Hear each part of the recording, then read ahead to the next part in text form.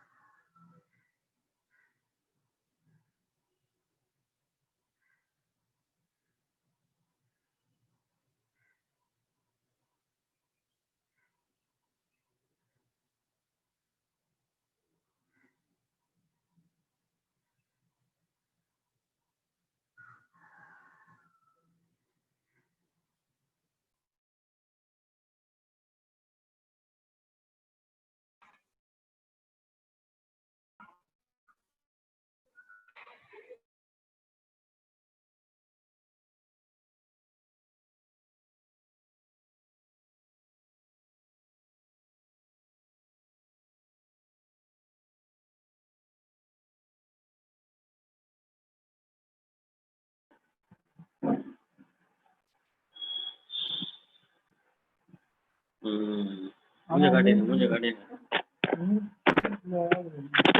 இப்ப என்ன மீட்டிங் என்ன மீட்டிங் இது? அது வந்து தென்னமரத்துக்குள்ள இருக்கு. Agriculture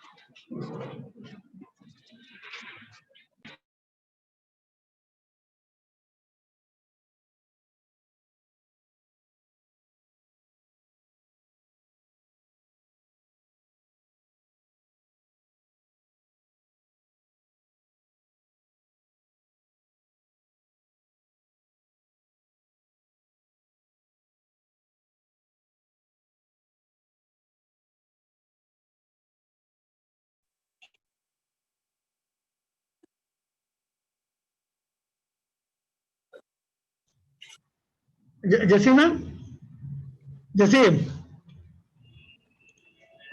hello sir. ഹലോ. നീയല്ലേ വിളിച്ചേ? ആ ഒരു മിനിറ്റ്.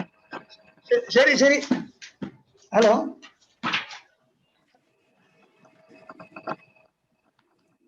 ഹലോ. ഞാൻ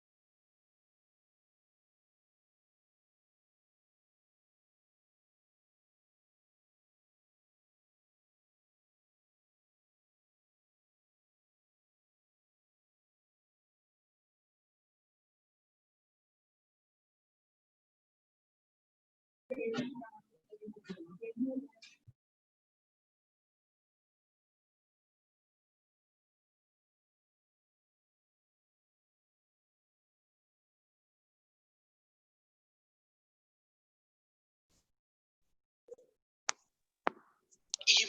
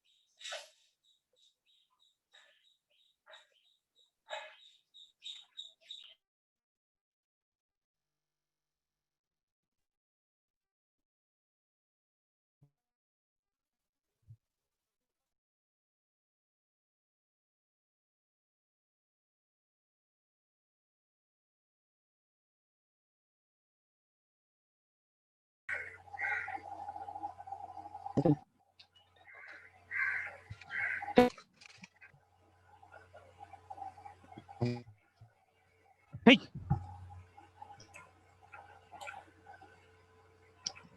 What happened?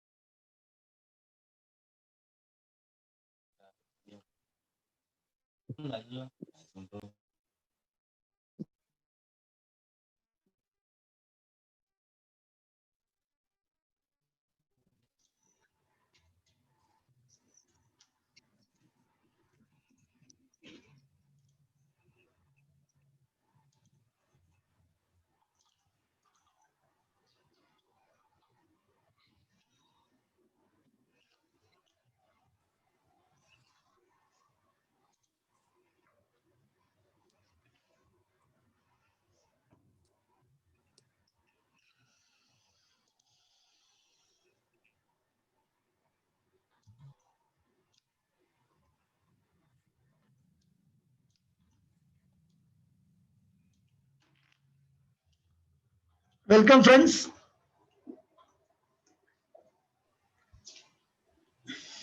Good morning, sir. Good morning. Audible and visible now? Both. Yes, sir. Okay. So welcome to all the participants of Kalpa Green Chat, the You Ask We Answer series for the month September. This is the third in this series. So today we are discussing the protection of intellectual activities, intellectual properties. So I am Muralidharan, head of social sciences and also the in charge of Kalpa Agribusiness Incubator at Central Plantation Crops Research Institute, Kasaragod. So on behalf of ICRCP, CRI and all my colleagues participating in this video meet, I welcome all of you. To the newly joined friends, you know that Central Plantation Crops Research Institute, established in Kasaragod way back in 1916 under the Madras Presidency. Then that time it was Central Coconut Research Station. Thereafter, in 1970, it was brought under Indian Council of Agriculture Research.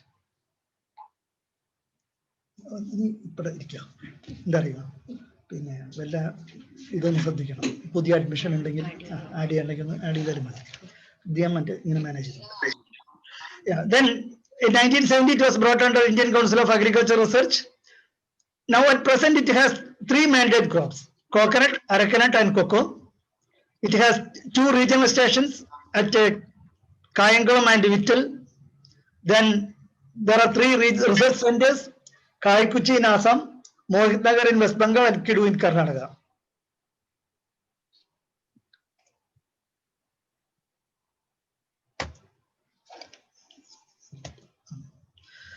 So today with me, we have with us Dr. Shamina Begum, scientist. She will be dealing with the online filing of patents. Then Mr. Murali Krishna, Chief Technical Officer, he will be telling you about trademark registration.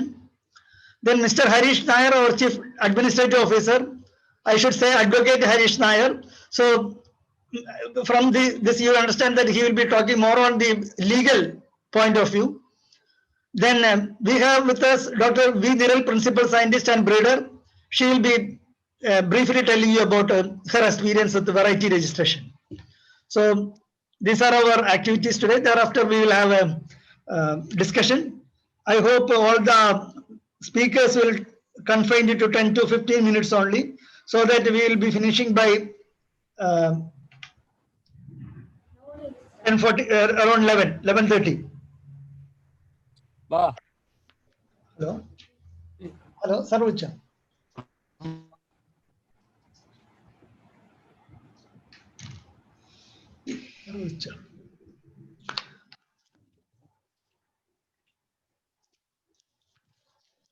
So when we talk about intellectual properties, first we should know what are the intellectual properties. So intellectual properties can be a story which many of us might have written in our younger days, a poem.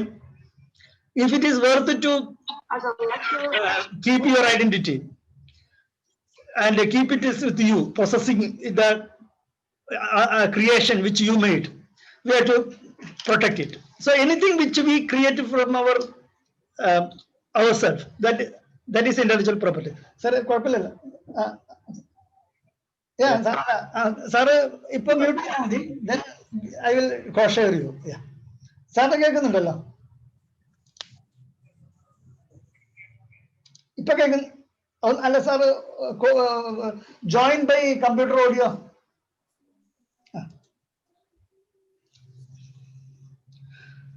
So what I mean is, anything we create with our intellectual mind and ourselves, that can be considered as our own intellectual property. So how to protect? It can be protected by trademark, then patent, copyright, design, and registration of living organisms. So I will be briefly talking about all these things to you, but specific to this, some of these items will be explained by my colleagues.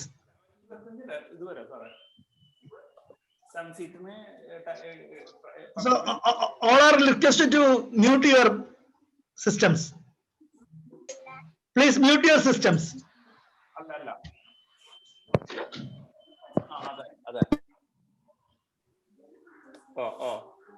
Taxi കാറിന്റെ വരും. Mute all in there.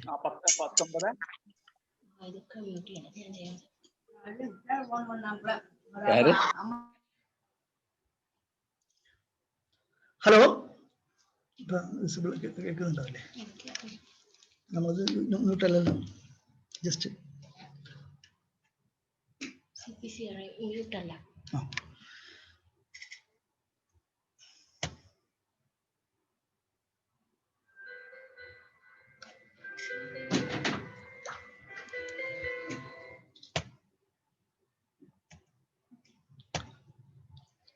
So coming to CPCRI, we have many technologies. Some of them are patented, some are registered, some we have trademark, So I will be mentioning all these things. So broadly, our technologies can be grouped under 4 categories. One is seed ventures, as you know, it is varieties, seedling production, etc. Then inputs for farming, it can be fertilizer, biofertilizer, or pesticides, botanicals, and many such things. Then we have very good segment under food processing, because you know that coconut and cocoa, two of our major crops, major mandate crops, are having a lot of food processing activities. It has a lot of value for that. So we have many food processing protocols. Then we have machineries for such purposes. So these are the 4 major categories of food technologies.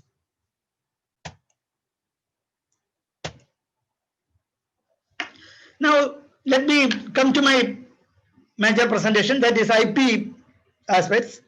See, this is the slide I borrowed from ICRISAT, International, what you can say, Hyderabad Institute. It is an international institute.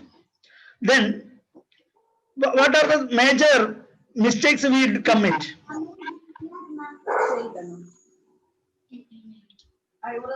This I admit.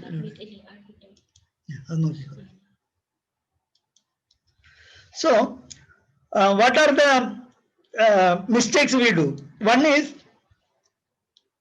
third-party trademark, trade secrets, something like stealing. Then there will be litigation, and your entire business will be collapsed with a lot of fine and even imprisonment. That happens. Then adoption of trademarks owned by third party. One best example which we know that in Kerala is Hotel Paragon. And you can see that in the Ernakulam, when you travel inside the town, there is one hotel called Aragon. A P is missing. So there was a fight and they finally compromised. Then there is failure to file patents.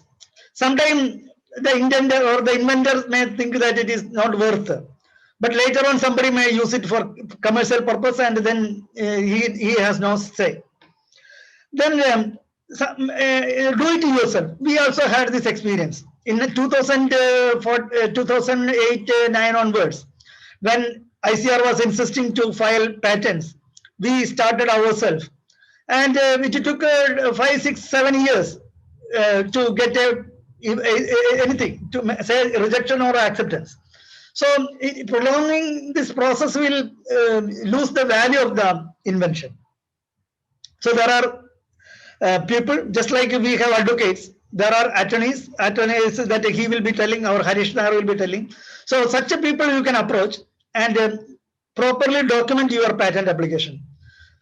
Then improper documentation, as I told, these two are interlinked. Then failing to implement appropriate confidentiality controls. What happened? Sometimes we may make some invention and we may tell to all. See, to friends, to family members, and they will tell that, you see, my son has done this thing. Then his father's friend will tell that, like that, everybody came to know that your invention, and finally no value or no novelty will be there. Everybody knows about the invention, and finally you may miss the opportunity. Then come something like due diligence, ineffective IP due diligence, because sometimes we may think that it is worth, we may spend some 50 to 60,000 or more. Then finally what will happen? Finally, that there won't be any commercial value, or there won't be an appropriate return from that patent. So you will be losing the money. Then, or sometimes you may give that right to somebody. You may think that it is, see, I spent only some 50, 60,000. If I get some 2 lakh, it is a very great amount. So you may sell it. Finally, that fellow will make a crore. So that time you don't have to say. So that is one issue. Then no policies for data leakage, because then as a startup or as a firm, if you are having individual, there is no problem, but as a firm, sometimes the employee may resign and go with the technology. Such things will happen, and sometimes the employees may not comply the requirements. they may be little bit, what you can say, relaxing and not giving you proper information at proper time. So you may miss the filing patent, etc.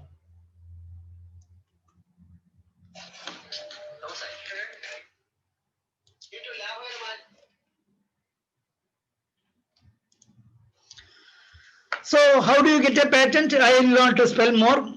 I will not talk to you more because Shamina will be talking you. So I am skipping this slide. Then coming to patents. See, we have experience of getting more than around 8 patents. 7 I am here mentioned here. Then some of them took a lot of time, maybe 6-7 years. Then towards this 2017-16 and all, we got more experience, and now the process has become easy and more speedy. The latest, I think, coconut chip slicing machine and anything else. That milk extractor also, I think. Milk extractor also we got patent now. So these are some of the patents we got. One is coconut deshelling machine. I will show that. So the second row, first one is the coconut desheller, which is used for removing the shell from dried copra. Once the copra is ready to remove the shell, then this machine can be used for removing the shell easily. Then first one equipment is the testa remover. As I used to tell in the previous speeches, this there is a testa in between the kernel and the shell, or in common language, meat and the shell.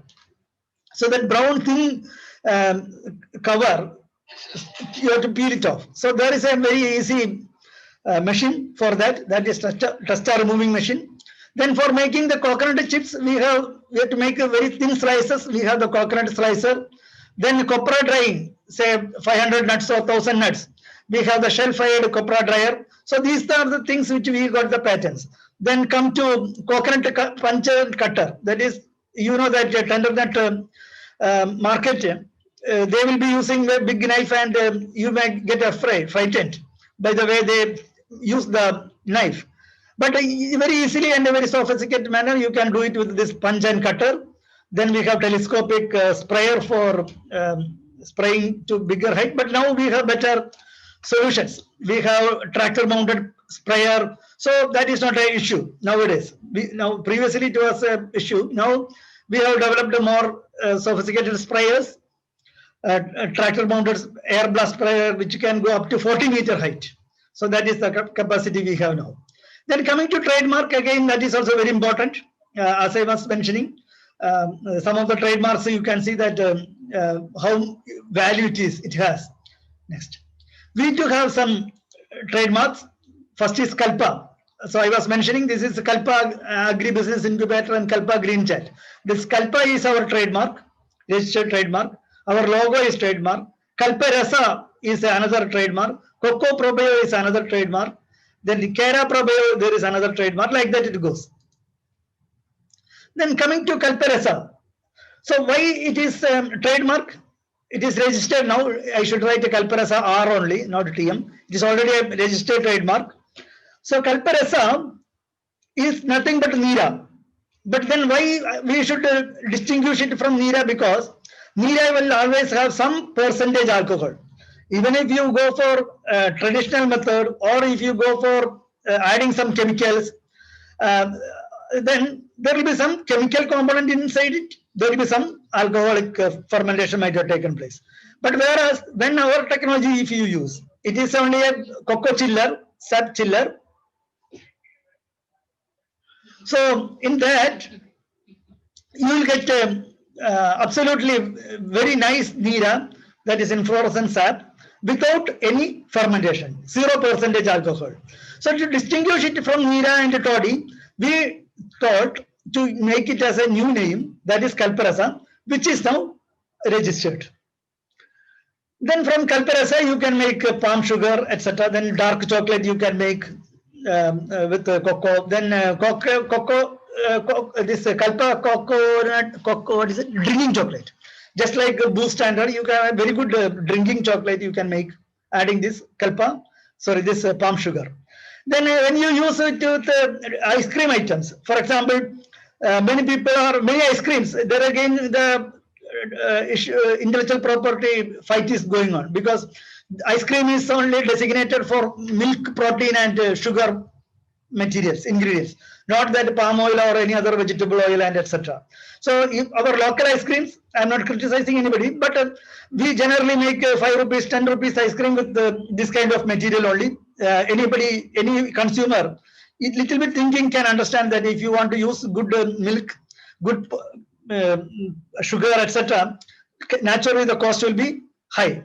So now Amul only is having that right to produce good quality ice cream, and maybe Milma and all may have the subsidiary type of things may have, but otherwise many local brands are having not only milk and sugar, but also have many vegetable oils, vegetable fats, etc. So our ice cream is different from all these things. It is purely based on Kalpa, this sugar, palm sugar, then coconut pulp, tender coconut pulp, and coconut milk. There is no animal protein, nothing, animal fat, nothing is inside. Only pure vegetarian product. It will be looking and it will be tasting like ice cream, but because of that, to distinguish it from the traditional ice cream or locally available ice cream, we are we have to say it is a frozen coconut delicacy. So it's a very pure vegetarian product. Then we have many inputs. Kera probio, cocoa probio, it is biofertilizer, I already mentioned. We have micronutrients, Kalpa, Poshaka, and Kalpa Vardhini, like that. Then industrial design is another trademark. Say, for example, if you have something in mind, even see, when we have one item called snowball tender coconut.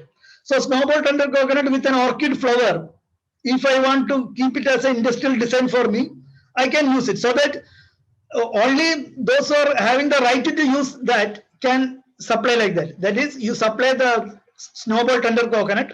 Snowball tender coconut is nothing but a 8-month-old tender coconut, removing shell, everything. It will be just like a bowl. Water will be inside.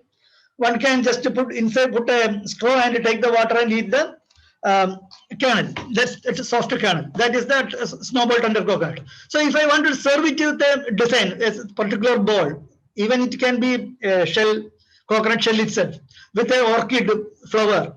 So such a thing, if I have an idea, I want to make, I can design that. Such a designs can be registered.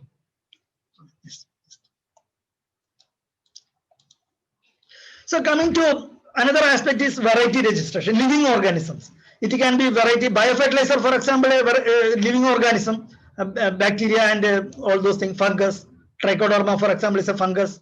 So such things also can be such strains, a particular trichoderma obtained from Kasargod, or a particular bacteria obtained from, say, Palakkad, whatever it is. You can register such living organisms. And one of the major registration of living organism is the varieties. So plant varieties. So recently you might have heard that the Pepsi sued some farmers in Gujarat and Rajasthan and all, then they fight and then they have compromised and all. So when you have variety, you only have the right to sell that variety. Those who are having the right, they can only sell the seedling or planting material. So that is a nursery mainly business. So recently we licensed our 12 varieties, released varieties to one firm. Similarly, many people are interested now, even coconut nurseries, cashew nursery, already one firm has taken one very good hybrid from Directorate of Cashew Research. Like that, many, all ICR institutes have a lot of varieties, very important, because you know that when we talk about our 75th independence celebration, when we got independence, we were actually running country to country for getting new wheat and rice. But whereas now we have reached such a position that 80 crores of people are fed for 8 months free ration. So that much capacity we developed. Why?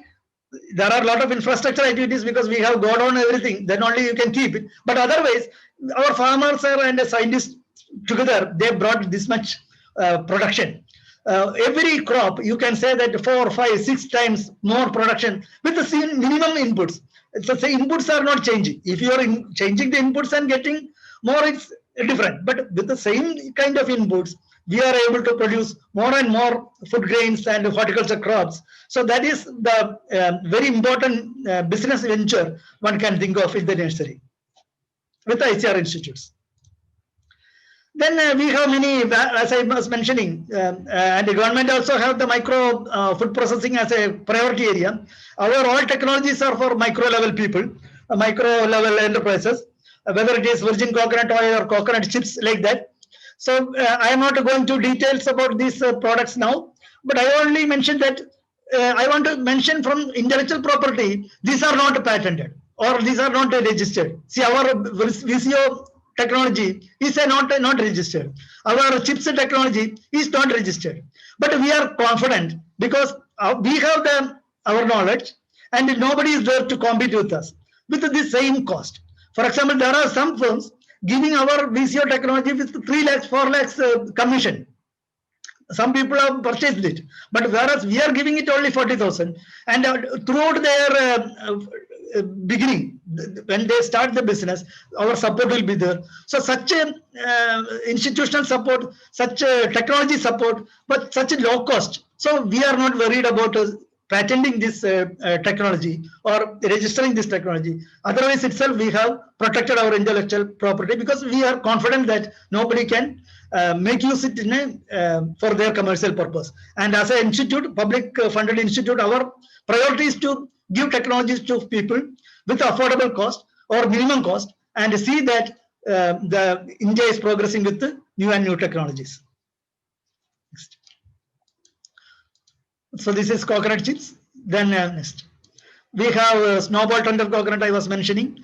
Then carbonated tender coconut water technology. We have coconut natural vinegar, Kalpa crunch, trimmed tender coconut machine. So of course, this particular trimmed tender coconut machine they have patented now. That technology, that machine. Then we have for inputs, so organic farming, Kalpa soil care, that is a urea-free composting of carpet. Then Kalpa organic gold is coconut leaf composting. All these technologies are licensed to many people, very nominal licensing fee only. Then we have tender nut husk composting. It is a newly coming technology. Coconut biochar is also just we are perfecting it. Next. I am stopping now. I may mention that we have our other activities. One is we are from 14th September onwards, 4 days we are having the farmers training program for enterprise diversification in coconut sector. It is from the inspiration from the Atmanirbhar Bharat and Atmanirbhar Krishi. We will be targeting the farmers to empower them to the to come to start new enterprises in their own way. So we will be talking about their opportunities, schemes, then marketing, etc., along with the technologies. That is the idea. Every day, 2 hours only in the afternoon. I request all of you seeing this to give wide publicity to this. There will be 3 languages concurrently: Malayalam, Tamil, and Kannada. So from 3 different locations it will be done. Same time of presentation will be same. Then next Saturday we have Kalpa Green Chat. There we are requesting our Coconut Development Board to tell about you about the exporting of coconut products, how to export and what are the different aspects about it, and also where to export. That also will be discussing. I request all of you to join. With this I conclude. And again one more item, one more initiative starting on 17th is for the newly just completing, those who are completing the agriculture and horticulture undergraduation, that is 4th year undergraduates, they can join this program, that is Kalpa Graduate Business Readiness Program, Kalpa Graduate Readiness Program, where we'll be empowering them to know more about our crops and technologies. So those who are having any access, access to professors or students, they can pass this information. I request them. With this, I now conclude.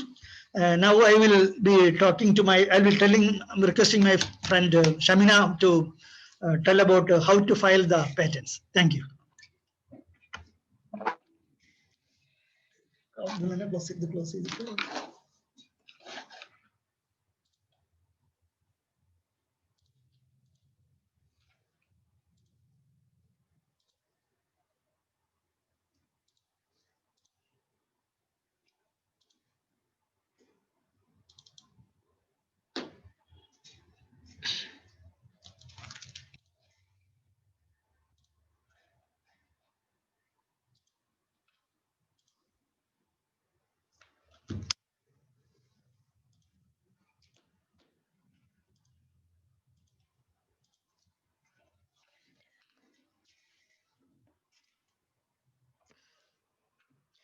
Good morning, everyone.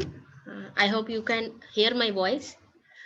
Um, the topic of today, which I have to present, is online filing of patent.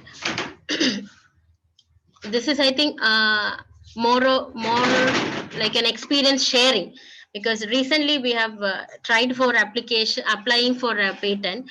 So earlier days there were offline patent application performa and offline works. Nowadays online filing is very much easy and comfortable. So in that way I will be mentioning about how to file a patent online. So before that, regarding the content of patent, these are the two things. One is about our content, second is how to file it.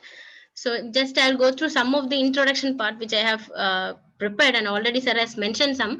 So patent is one among the instruments of intellectual property. Intellectual property is, in fact, it's an intangible property generated as a result of creativity. This is what we studied during our MSc and PhD days.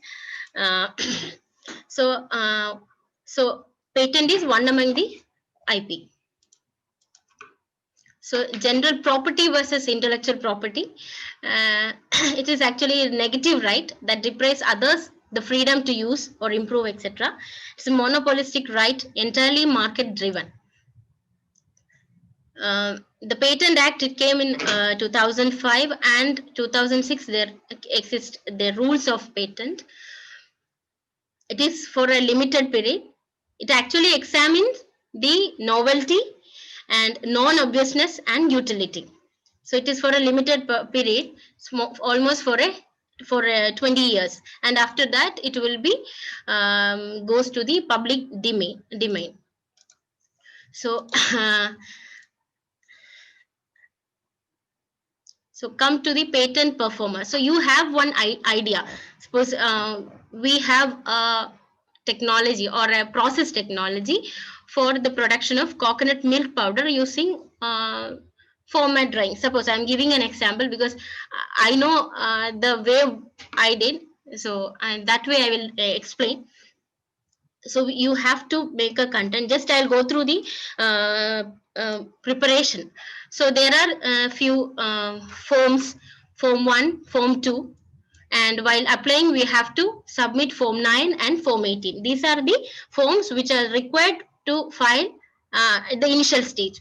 So there are two things. One is individual can patent, and one institute can patent. So when we patent or apply patent for under the institute ID, so the patent applicant will be ICR, or we are as part of ICR, so it will be goes to ICR, and the address should be director's address. Because why I am specifying these things, if by unknowingly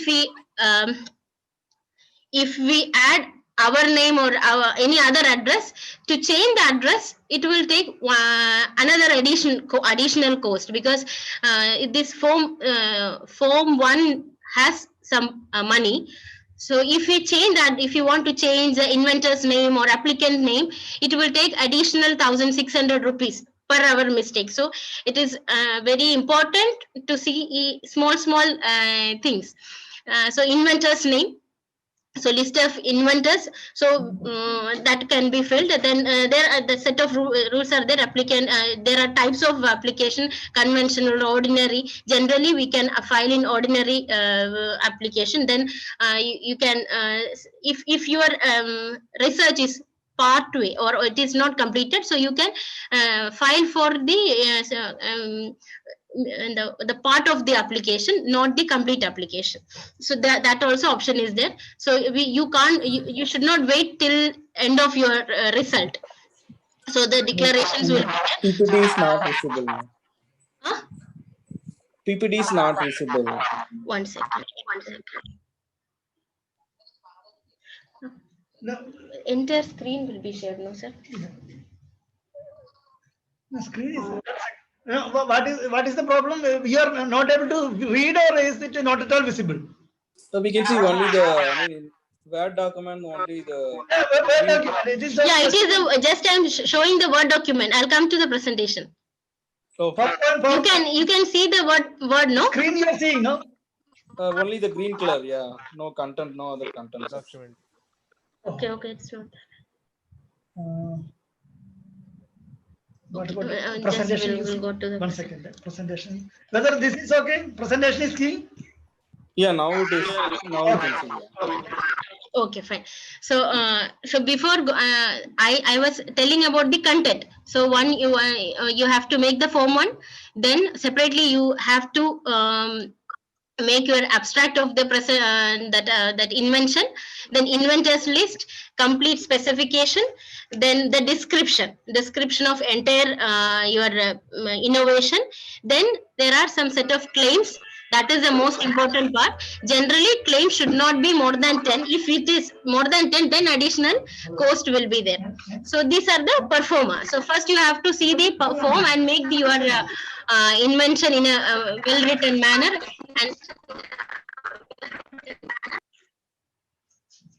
And writing part is the most important, so you can consult, because the way we learned is the way of writing research paper, and it is entirely different from writing. That style of writing is different, so that you can consult, because I am also in the learning stage. So many I think Mr. Murli Krishna can just elaborate on that note. Okay, then this is our writing part. That is one part. And secondly, how to file it. So before filing, we need a digital signature. Nowadays everything is based on digital signing. So since we are a part of ICR, so we need to take the digital signature in the name of the concerned director. So digital signature is obtained in the name of director. So how to get digital signature? You can consult any e-mudra service people, and with giving certain ID card, passport, all those information, you will get the digital signature within 3 to 5 days. And digital signature is nothing but it's a sort of a pen drive. So in that you will get one login ID, password, and signing password. Three things will be there. After getting the digital signature, you can go to the patent online website. It's IP India Online .gov.in, and in that patent e-filing separate option is there. In that you can go ahead. Practical demo one. Okay, if any, because we can. Let us present. Okay, so login is there, and login both with the digital signature and password we can login. This is the main online link. So while entering, you will get this is the first page will come, and there's a option for quick filing. In the quick filing, you can select form 1. Here you can select form 1, and it will directly go to the quick filing area. There you will get 2-3 questions. One is type of application. So there are can generally we used to add ordinary application. Then type of specification, complete. If you are filing complete filing, if you want to do, you can do complete specification, or provisional is also option is there. Then there comes the number of pages in the description, claims, number of, because everything is based on the number of pages and number of claims. So the thing is, if the claims exceed more than 10 and the pages is more than 30, pages are more than 30, you need to do additional payment. So better to restrict the things under the prescribed limit, 30 and 10 claims. So this is coming under the form 2, the description part. Then we have to enter the title, the other application type. That's okay. One more thing, since we are applying in the name of ICR, we should select as other than natural person. There are certain options like natural person, other than natural person. These two options are there. And if mistakenly if you do natural person, because thinking in a way that your director's name you have taken the patent, the digital signature, but in that way, if natural person, you are applying in the name of a natural person, the total amount of patent will be some 8,100 rupees, and in the name of an institute it will be 41,500. So that much huge difference is there. So again, if you want to change from other than natural to the natural person, again 1,600 rupees you have to pay. So these are the things. So everything is money based. So while filing or while writing, we should be very careful. Then that much.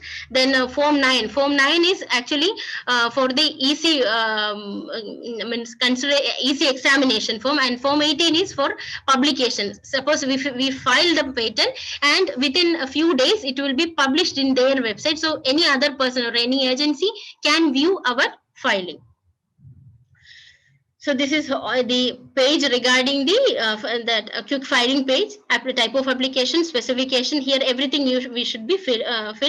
Claim, number of claims, pages, number of pages, abstract, everything based on the numbers. Then the applicant type and details regarding the applicant. Then after filling those information, it will we can save the data, and directly we should go to the form history. There we will see the forms. So here we should select the preview, and when the preview will come, you should take the print, PDF of the preview, save the PDF, and again upload the PDF. There is no need of signing in hard copy. No need of any hard copy is required. So just you have to preview it. Everything is in digital form. Just upload that. So once you upload, it will come for digital signing. So you have to, at the time you need the digital signature and the PIN code. So you have to sign in. Then it will go for this is a drafted form, and first preview, then upload, then sign the document. So with the PIN you can sign the document. Then we have to do the payment. So in again, there is in the side option is there, payment or submission. So you have to click the payment option. That time altogether payment will be coming. So for institute, form 1 8,000 rupees, for form 9 12,500, form 18 it is 20,000, and fee structure of individual is form 1 it is hardly 1,600, and altogether it is 8,100. And if we need any kind of help, since we are in the southern zone, Chennai is our nearest office. So there, these numbers are there, and they are always readily cooperative, and we can ask any kind of, even filing, the writing part also, they will give some suggestion over that. So this is all about what experiences I had while filing the patent. Thank you.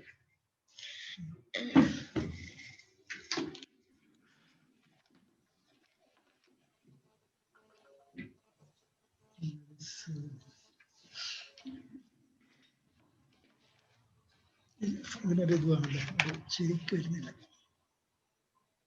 ഒന്ന് close share screen remove.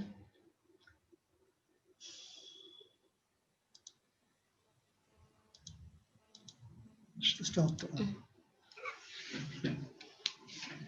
No last Muralikrishna അല്ല അല്ല Muralikrishna co-host. Yes, Muralikrishna. Yes, sir. Yeah, you can share your screen now. Okay, sir. Okay. You please start.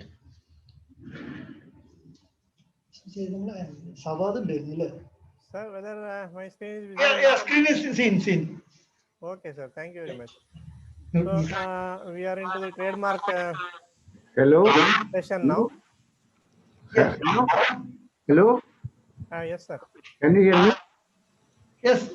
Yeah, I raised some questions on this question. Yeah, sir, we will have question answer after our presentation. Please keep it.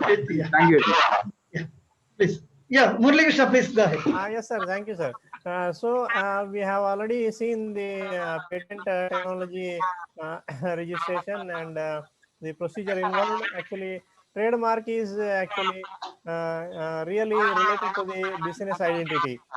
Way back when these things initiated, before that, we had a marking system in our cargo packages. So from that time onwards, I think markings have evolved in order to maintain identity. So we have even other intellectual properties also. The purpose is actually to protect our legal rights for the uh, virtual assets. So if we see the definition of the trademark, trademark is a type of intellectual property consisting of a recognizable sign, design, or expression which identifies products or services of a particular source from the source from those of others. So when we see this TM by the side of any marks, we can understand that this particular mark is applied for trademark. So for services, we will see SM, so service marks. So when it gets registered, the trademark is entered in the trademark registry, and then we can use the round and inside that R, so registered trademark. So a symbol or an image can be used, or it can be used along with text also as a collective expression to make our trademark. So here actually we can't use general names like some standard things we can't use. Suppose I am showing you an example here. If you have a trading firm called Standard Coconut Traders, your name is Standard Coconut Traders. Here the standard coconut and all you can't use for making trademark. So in such case you have to use some creativity, and you have to modify it according to your creative this one to something like this. Yes, cocoa, tropical commodity, something like that. You can make a specific identity for your this one. So if you want to see whether this can be registered, you can go to the IP website. I can just go to the website and show you just a demonstration. See, here we have the Intellectual Property India website, where you can go to this particular link called trademark public search. So there you can put your, say I have put now the something cocoa. Whether that cocoa can be usable, we can see by suppose it is belonging to a general service category of traders. Let us see whether it is available, whether cocoa is available. Can we register this?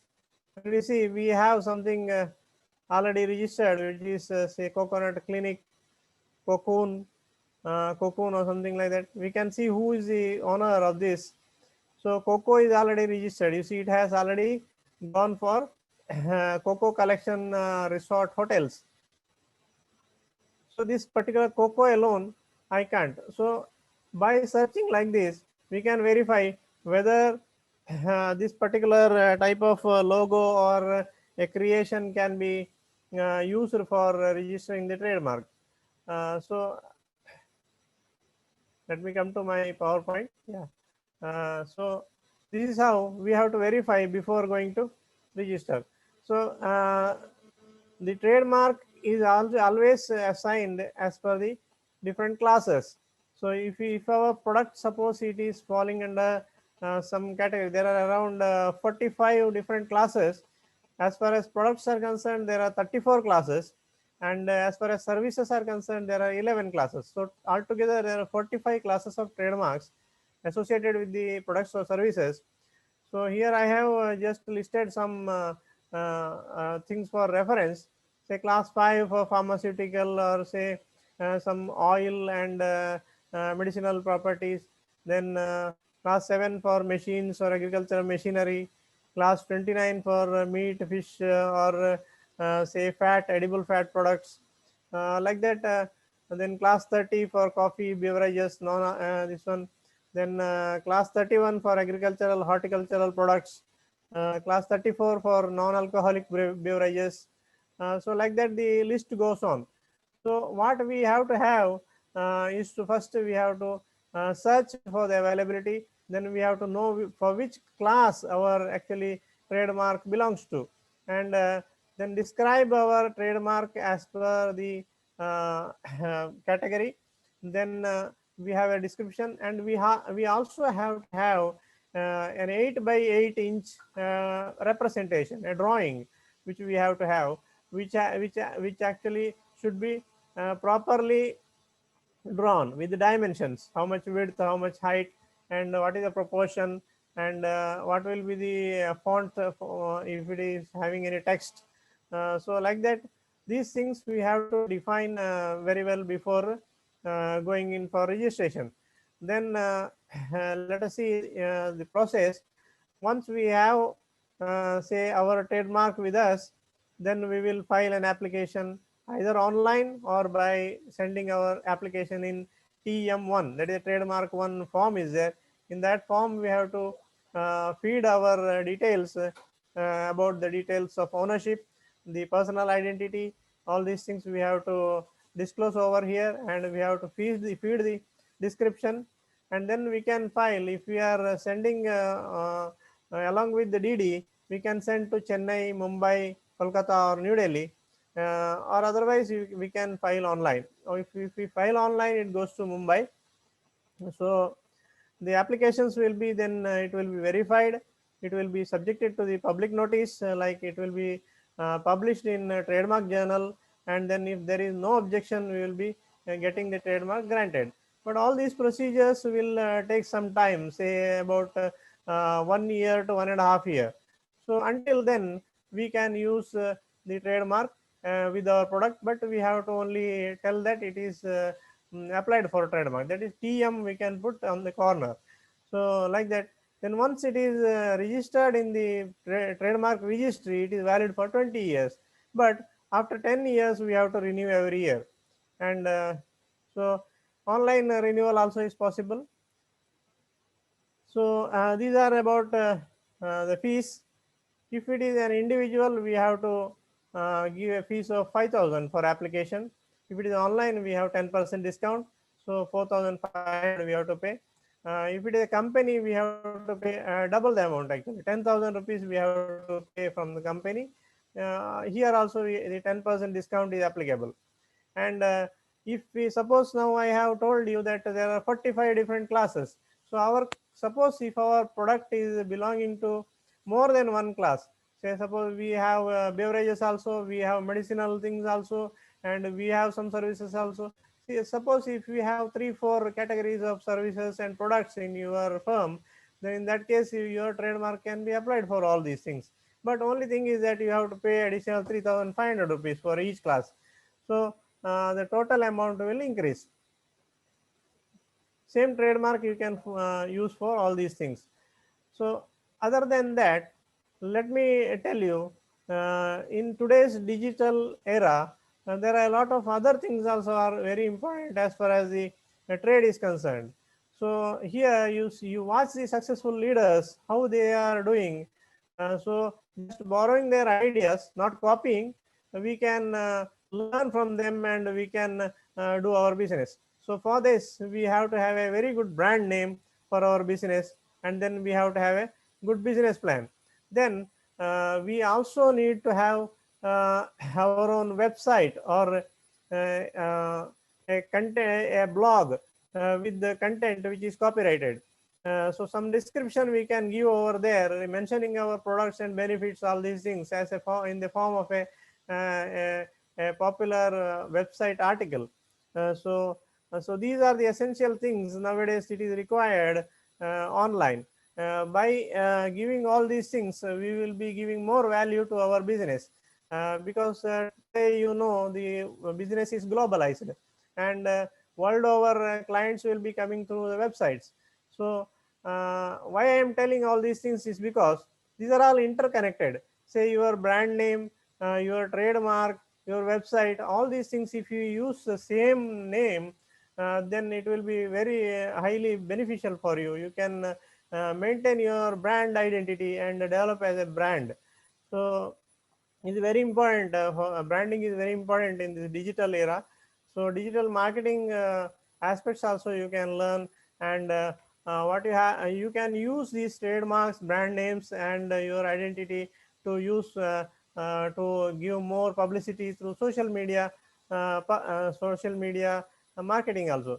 So ultimately, our aim is to have the AIDA system of marketing. That is, we have to grab more attention from the consumers.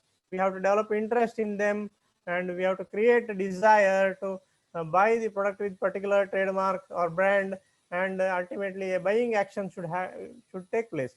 So ultimate benefit is our business will be upgraded. We will be developing brand value, and our business assets will be having much value, because some of the brands are selling to multiple crores than the actual business. So this adds actually a tangible mark which becomes a lot of value to your intangible services. So that is how you can create virtual assets.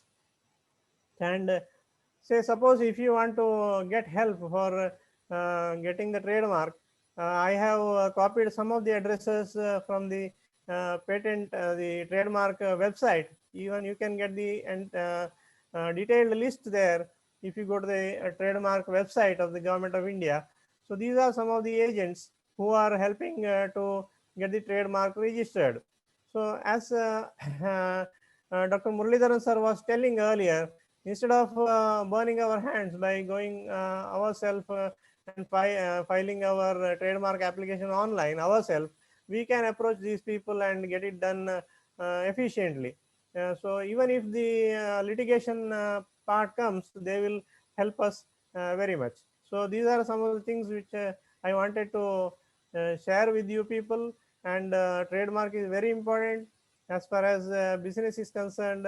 I think it is the best idea is to have a trademark for the global business. So this is what some brief description about trademarks. If anything discussion is there, we can have in the end. So I think it is okay, isn't it, sir? Muralidharan sir, thank you very much.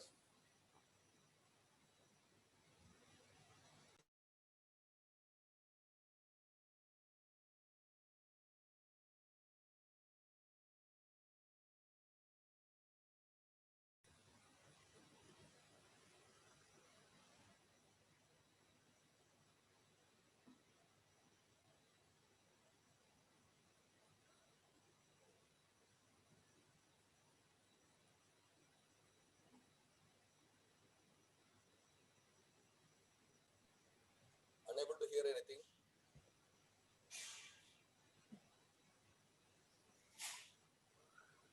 Please unmute your mic. Hello? Yeah. Harish? Now it's okay. Yeah, Harish Nair is there? Hello?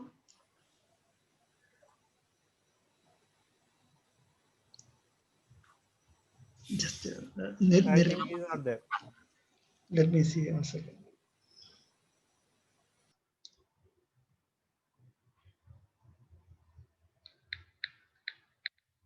Sawad is there?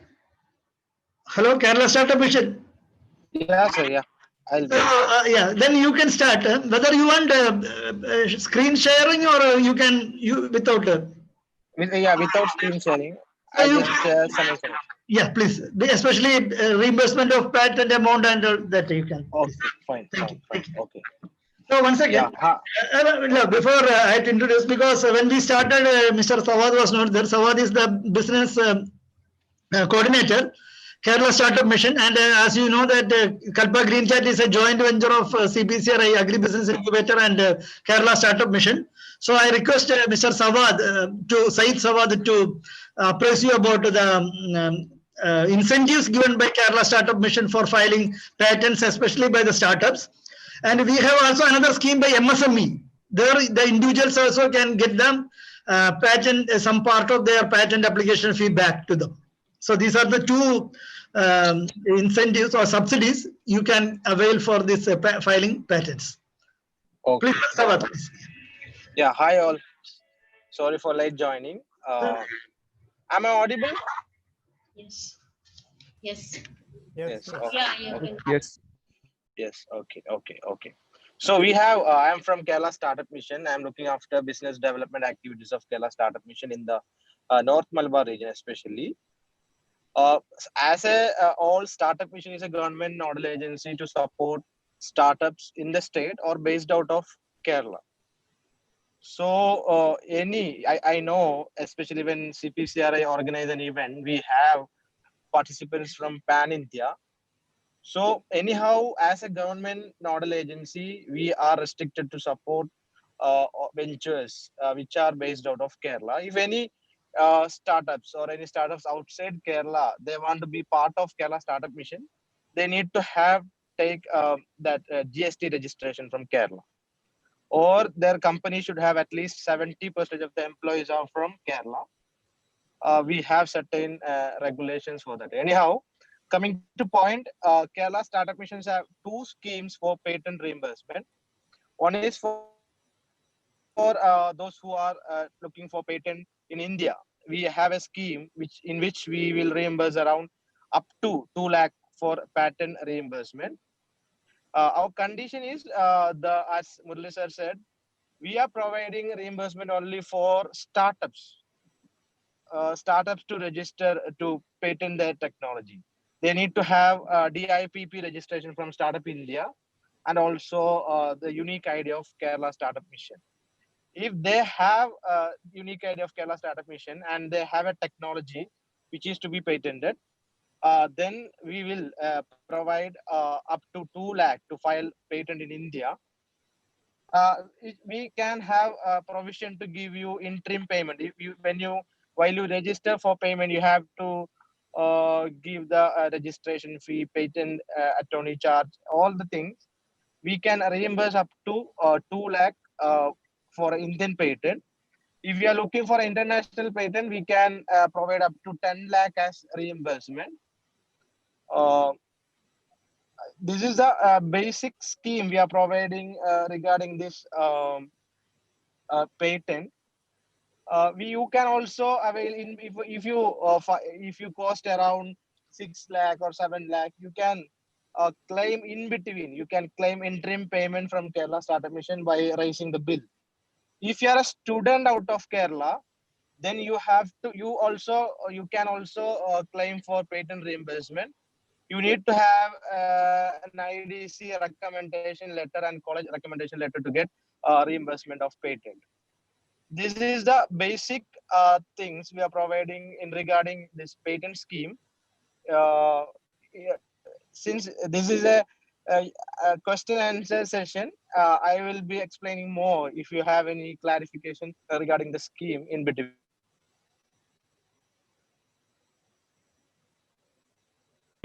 So this is the basic scheme Kerala Startup Mission providing for patent. Thank you.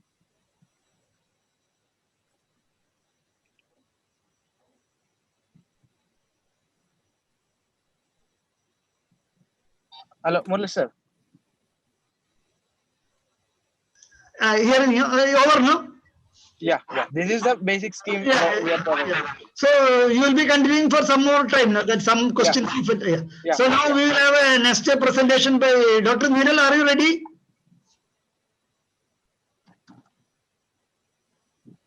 Hello? Dr. Neenal is available?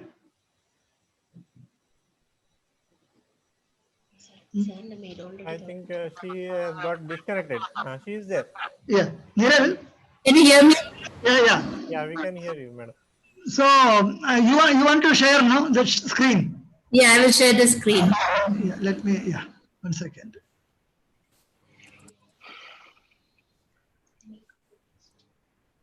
Yeah. So you can share the screen, and after that, I will request Harish Nair. There is some connection problem. Okay. Yeah, you start. This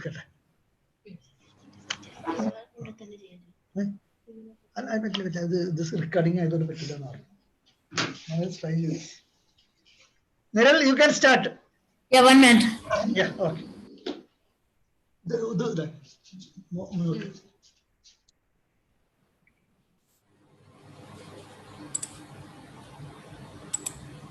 Alhamdulillah.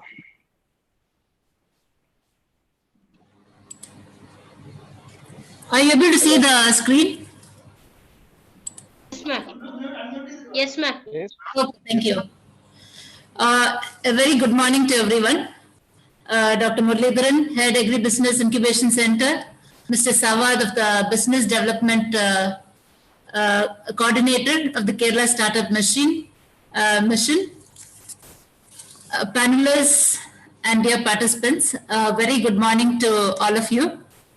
I'm very happy that today being Teachers' Day, I've got an opportunity to, of course, share my thoughts on an important topic on intellectual property registration, and specifically on variety registration, which of course is very, very important from the agricultural sector. So today being Teachers' Day, I take this opportunity to wish everyone a happy Teachers' Day, because all of us are teachers and students all through life in different capacities. So I'm happy that I have an opportunity to share my thoughts and also in the process learn a few things from the participants. So I will just focus on variety registration, my experiences or my thoughts on that. So with the introduction of the Protection of Plant Varieties and Farmers' Rights Act in 2001 and the establishment of the authority in 2005, the focus is on registration of plant varieties. So the PPVFR authority, which is based in Delhi, also has centers, sub-centers in different parts of the country. For example, in Shimoga, you have in Himachal Pradesh, you have one in Ranchi, that is in Jharkhand. You have one in the northeast, that is in Kaikuchi. So there are about 5 different centers catering to different states, in addition to the main one, which is located in Delhi. So the focus is on variety registration, and the authority says register your varieties and claim ownership over it. What is the advantage of claiming ownership? The advantage is you get the right to sell, export, import, or produce the seed of the registered plant variety. But you can only register varieties that have been notified by this authority. And this process has been initiated from 2007 onwards, and right now about 161 plant varieties are notified by the authority. So this includes most of the major cereals, many of the millets, a few of the medicinal plants, the important spice crops, then plantation crops like, of course, coconut, arecanut, date palm, cashew, all these have been registered, and many of the floriculture crops. So anything which is of commercial interest has been notified, and this process is still continuing. So coming to our mandate crops, that is coconut, arecanut and cocoa, both coconut and arecanut are notified and it is open for registration. And cocoa also, the dust test guidelines have been finalized and very soon it will be notified. So the main thing, what do we mean by a variety? A variety is anything which is having a distinct character, and that particular character should be uniform in the population, and it should be stable, that every year it should present the same features. So for example, you have a variety which is having an orange color fruit. I'm just taking the example of coconut. You have a variety which is having an orange color fruit. So this is a distinctive trait of that particular variety. So let us say it is COD. And when I say it is uniform, this particular COD with orange color fruits should be giving orange color fruits in all the palms of that particular variety which I have in the field. So that is what we mean by being uniform. The next important criteria is stability. By stability, what I mean is, for example, I grow COD this year. I again grow a next generation of COD the next, after maybe 4-5 years. This variety should still be producing orange colored fruits. It is not that one year it gives me green, another year it gives me orange. If it is changing over years, then it means the variety is not stable. So these are the 3 important criteria a variety should have. It should be distinct, it should be uniform, and it should be stable. But when you go for registering a variety, you can register it under different categories. For example, it can be a new variety. When you mean it is a new variety, it means that it should be not from any of the varieties which are in existence on that particular date. For example, let us take this example of this green colored variety. I was telling you about the orange colored variety as an example. Now, suddenly from that orange colored variety, if I have developed a green colored variety, that would come under this category of new variety. So for at least one character, it is very unique. Here, the visible thing I'm talking about is the green color. So a green color variety which is not there in existence with a round nut or a elongated nut, that can be a new variety because there is some novelty in it. But for the purpose of registration of variety, PPVFRA has grouped varieties into different categories. So it can be registered by anyone as a new variety, or we can also register extant varieties. And extant varieties, we have two categories called notified varieties and varieties under common knowledge, that is VCK. So any variety which has been released for cultivation in the country and which has been notified by the State Variety Release Committee or the Central Variety Release Committee, that gets notified in the Gazette and it comes under the Seeds Act of 1966. Such varieties are considered to be notified varieties and these can also be registered with PPVFRA. The only criteria is the extant variety should not have been in the public domain for more than 15 years. If this extant notified variety has been in public cultivation for more than 15 years, it cannot be registered. Similarly, coming to extant varieties of common knowledge, in this particular case also, this particular variety of common knowledge, it may be a variety which is there in cultivation, but it has not been notified and it is in common knowledge and it should have been in the public domain for more than 1 year, but less than 16 years, in which case it can qualify for registration under the extant variety VCK category. Another option is farmer's variety. Any variety which has been traditionally cultivated by a farmer or a group of farmers for many generations, then it can qualify as a farmer's variety. This farmer's variety will be having certain distinctive features which is known to the group of farmers or to that particular locality where it is grown. Such varieties can be registered. It can be registered by a single individual farmer or it can be registered by a group of farmers or even by a community. So such varieties which are in traditional knowledge cultivated by farmers over generations will fit into the category of farmer's variety. Another category is called the essentially derived variety. So essentially derived varieties are similar to new varieties except that it has been derived for any of the ones which are in common knowledge. It could be a notified variety, a VCK or a farmer's variety.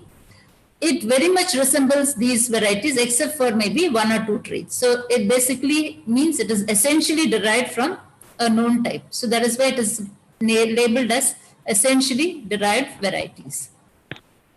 So in the case of CPCRA, we have registered varieties under the new variety category as well as varieties under the notified category, and we have applied for variety notification under the VCK category.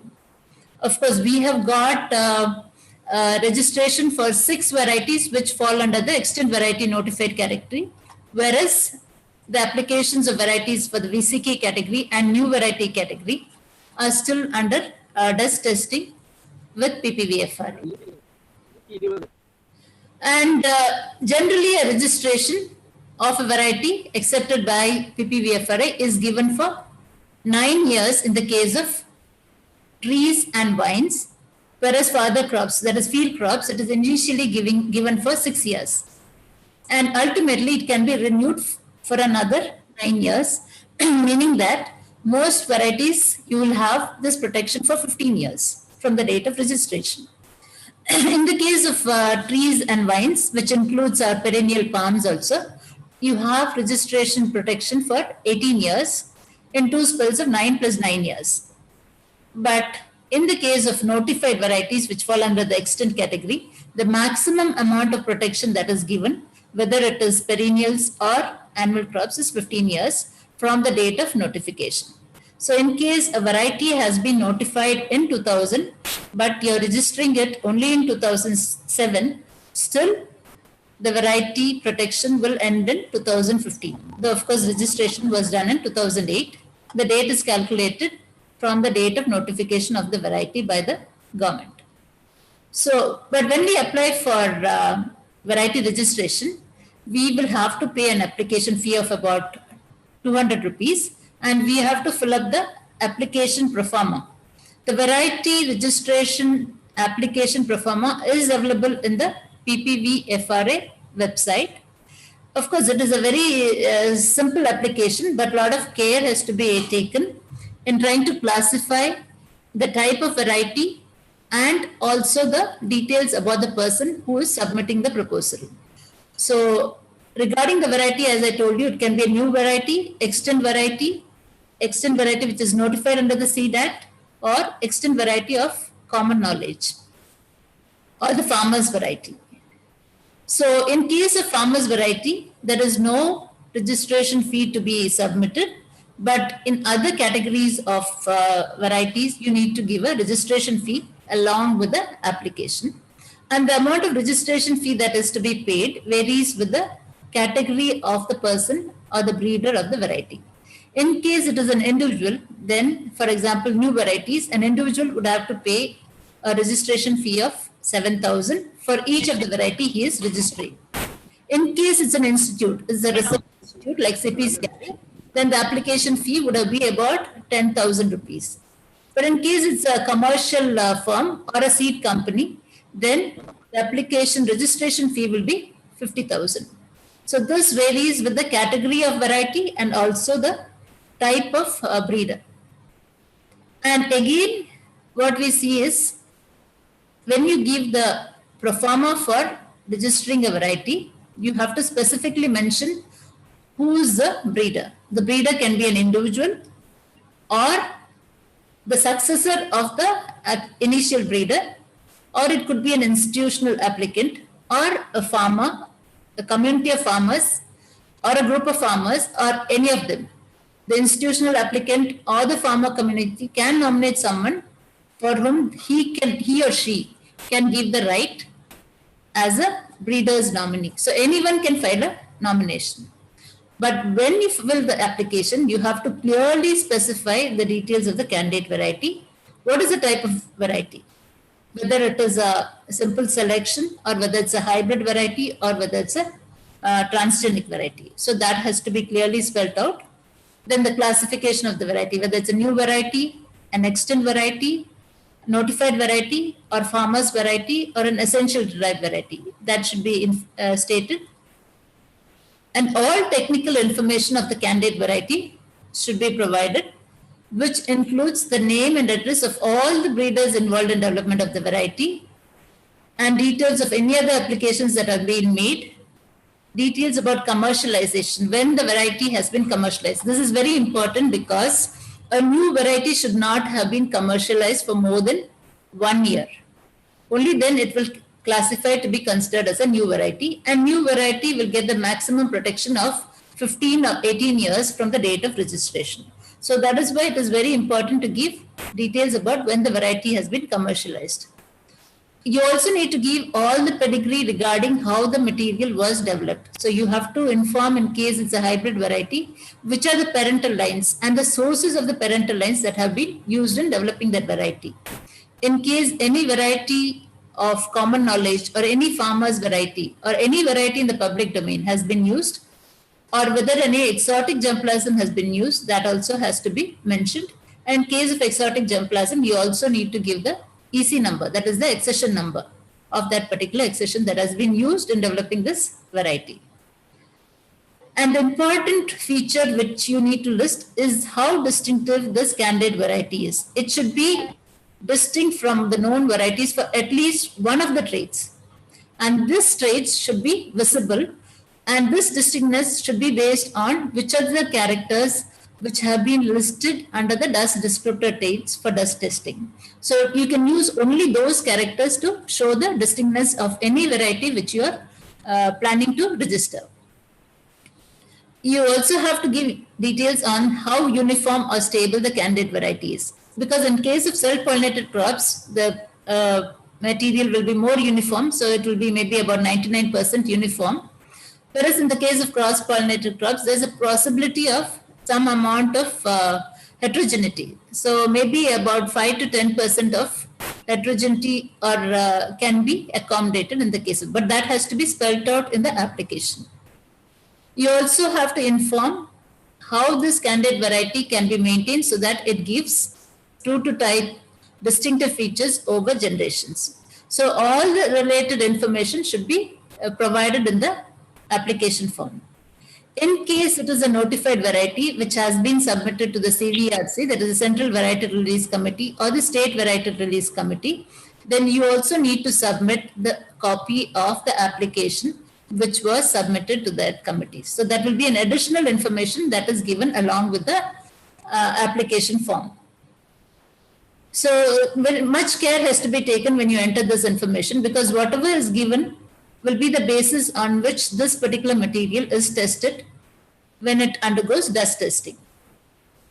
So any variety which is submitted, first you give the application, then the authority considers it, and subsequently once they admit it, of course, they will intimate about details about dust testing, where the material has to be given, how much quantity has to be given, and when it has to be given, and which stage it has to be given. For example, in the case of coconut, the material that is to be given is seedlings. So 1-year-old seedlings in poly bags, 30 numbers will have to be submitted to the dust test center, but this will be only based on the instructions given by the PPVFRA authority. In the case of coconut, of course, the dust center is located in CPCRA Kasaragod, but all correspondence will be through the Protection of Plant Varieties and Farmers' Rights Authority located in Delhi. And generally, most of the varieties which are notified for registration, there will be a set of maybe 20 to a maximum of 30 traits, which will be considered as important traits for describing the varieties, distinguishing or differentiating the varieties, and for dust testing. So in the case of coconut, the petiole color, the fruit color, the girth of the collar, the fruit shape, the fruit length and breadth, husk thickness, and husk fruit shape, and also numbers like the plant height, number of leaves produced, the leaflet length, breadth, and various inflorescence traits and fruit traits are considered as important dust descriptor traits on which any variety which is submitted for registration should give all the details of these particular traits. So along with this information, the application is made to the PPVFRA authority. Once they get it, then it goes for examination and ultimately dust testing. And this dust testing can be either in the dust test center or it can be on-site. This on-site dust testing is only provided for the perennial crops and tree crops, considering the time required for expression of most of the dust descriptor traits. So in the case of coconut, you have an option for dust test center testing or on-site dust testing. And the amount of fees that has to be paid for dust testing varies. It could be about 20 to 30,000 depending on the thing. In the case of coconut, this is the thing. And on-site dust testing fees also ranges from 30 to 60,000. In the case of coconut, the on-site dust testing is 60,000 per variety. For on-site dust testing, you need to have a minimum of maybe 8 particular individuals. Of course, it varies with each crop. In the case of coconut, you will require about at least 8 parental palms of the candidate variety, and also the candidate variety in different stages from which the characters can be recorded. There is a dust descriptor characters can be recorded to see whether it is maintaining whatever traits that have been claimed. So it is very important that you decide whether you have sufficient material and you can go for on-site dust testing, or you can provide the parental material and the dust center will take up testing for the dust descriptor traits. So once it passes all the process of dust testing, then of course it will be notified and a registration certificate will be issued to the individual or the group of breeders who have filed the application. But at each stages, there is a possibility of a rejection of the application. This rejection can either be because it doesn't have the traits which it is claimed in the application, or it is possible that the variety is already existing in cultivation, either in a different name. So anyone can question, saying that this is nothing new, it has already been developed by me or by another group community. So care should be taken to avoid such duplication and ensure that whichever variety is submitted falls under the category which we claim, and it is distinct for whichever features are claimed. Now coming to the fee, once you get the registration, you pay the dust testing fee, you pay the registration fee, but still you have to pay a small annual fee every year. And the amount of annual fee that is to be paid also varies with the type of variety. In case it is a notified extant variety, you have to pay an annual fee of about 2,000. Whereas in the case of other varieties, whether it's new variety or essentially derived variety or a VCK variety, you have to pay 2,000 plus an amount of the sale proceeds or royalty that is paid for that particular variety. So the amount of annual fee varies across the different groups of varieties, whereas in the case of farmer's variety, a nominal ₹10 is paid as annual fee. One important thing is any variety that is registered, you have to ensure that sufficient planting material is available for cultivation, because one of the main objectives of variety registration is to ensure there is protection for the developed varieties, and whoever is the breeder tries to get some income from it. For all the effort he has taken, it should be a viable enterprise. So that is why the variety is registered. And that is why the PPVFRA insists that whichever is a variety which is registered are available for sale in the country. So either the breeder himself can produce sufficient quantity for sale, or he or she or that institution can have an agreement with different farmers for producing these varieties. Or the institution or the breeder can license the candidate variety for which he has a registration. He can license it to different individuals or to different concerns, and such licensees should also register with the PPVFRA, for which they need to fill a separate form. There is a PV9 form along with the licensee registration fee of 15,000. So the overall objective is to ensure that quality planting material of the candidate varieties reach the growers. And as I told you initially, we get the registration for either 9 years or 6 years, depending on whether there's a perennial crop or an annual crop, and it can be renewed for an additional 9 years. But at that time, you need to again submit a request for renewal, and again you'll have to pay some amount of fees. For example, in the case of farmers variety, renewal doesn't incur any fee, whereas in the case of other varieties, the fee for renewal ranges from 10,000 to 1 lakh, depending on the breeder being an individual, an educational institution, or a commercial entity. So varieties are registered only where there is some commercial angle is there, so that people benefit, not just register for the sake of registering. So this is a brief regarding the importance and the various steps you need to follow for variety registration. In case you have any specific queries on plant variety registration, of course, I will be happy to clarify your queries. And I have an important thing to tell is, in case there is any farmer or any community you know has something unique, so let us make an effort to register them. The main idea of registering farmers' varieties is to ensure that no one else commercializes it and takes benefit away from the farmers. So whether it is a vegetable, whether it is a cereal, a flower crop, pulses, or a perennial crop, let us all join hands together to ensure that whichever varieties are there in the public domain either farmers varieties or any extant varieties are registered with PPVFRA. To help in the registration of farmers varieties, the services of ICR institutions or the state agriculture universities or KVKs are always there, who will help out in filling out the application and also giving the certificate which is necessary to say that this has been in cultivation and these are the group of farmers or the community which is involved in growing it and maintaining it. So let us all join hands together to ensure that all of varieties, all the notified 161 crop species are registered at the earliest possible time. What is very important is generally for a period of about 8 to 10 years after a variety is the crop is notified, varieties of common knowledge and extant varieties and farmers varieties are preferably advocated for registration. So in the case of coconut, of course, this year, the window for registration of extant varieties and varieties of common knowledge will be coming to an end unless it is extended by the authority. So before that, let's make all efforts to ensure that the varieties are registered. For any more information, people can go to the PPVFRA website, which has detailed information about all things, including it answers most of your queries. So thank you everyone for patient listening, and I look forward to more questions.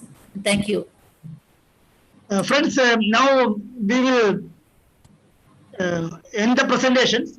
Actually, Mr. Harish Nair is ready, but because positive time, we will take up that issue later.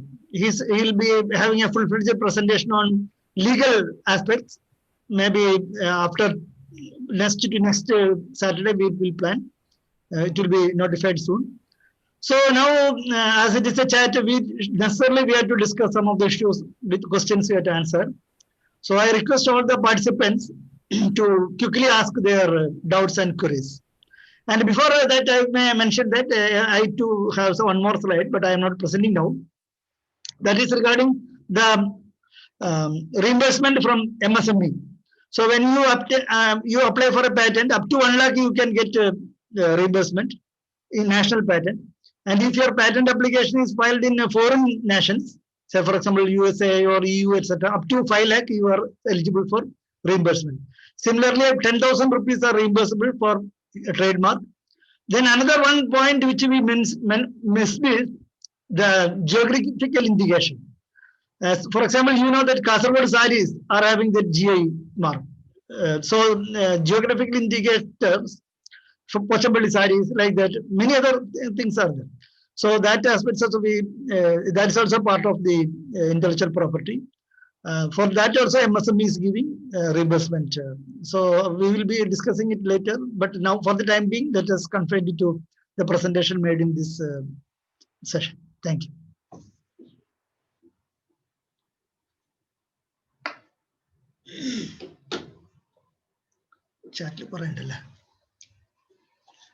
We are seeing many queries in the chat. Some of it can be asked also, so that everybody will get benefited.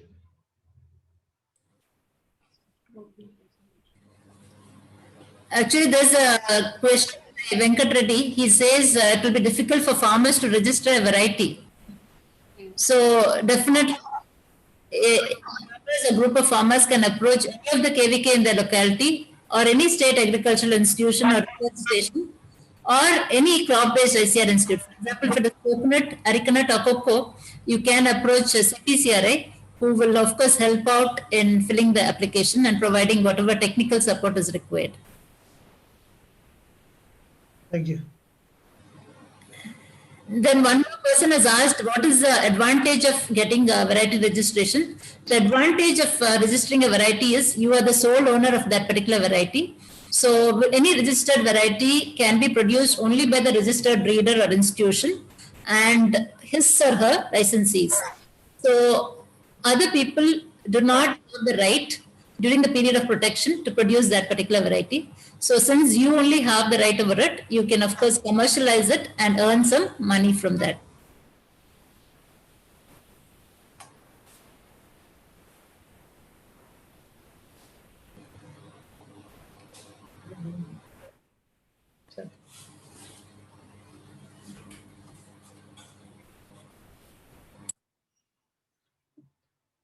Any queries?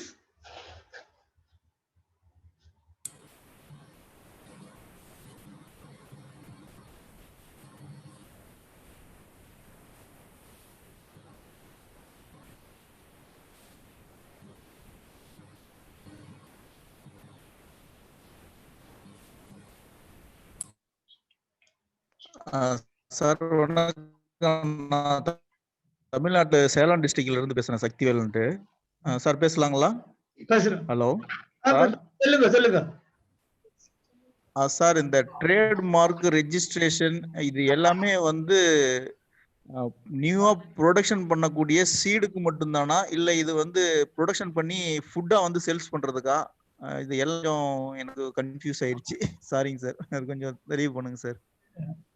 Trademark வந்து your business aspects. Suppose Namdari seeds. Namdari is trademark. Namdari can sell many seeds, tomato, potato, whatever. Those seeds will be a registered variety. That is different.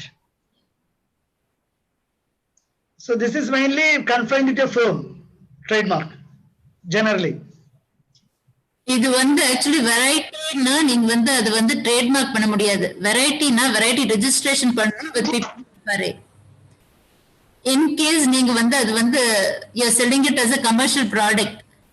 For example சீடா இல்ல, for example ground வச்சிருக்கீங்க, or சொன்ன மாதிரி you have this GI மாதிரி material, the chilli, Guntur chilli, அது வந்து ட்ரேட்மார்க்கா இது பண்ணலாம் as a geographical indicator. But அது வெரைட்டினா நீங்க வந்து ரிஜிஸ்டர்ட் தான் பண்ணணும் PPVFRA. அதுக்கு வந்து trademark.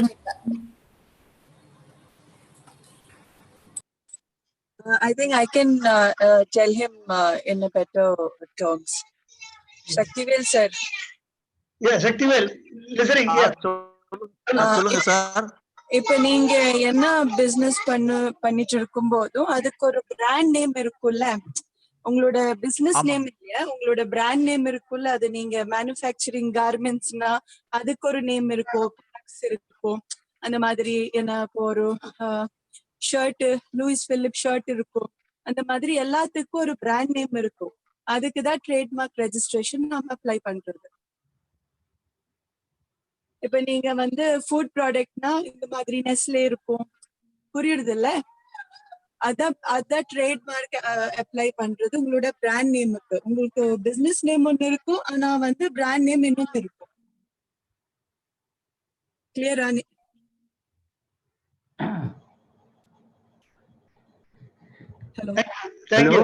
Hello. I asked some questions on the questionnaire. You are not addressed. Pardon?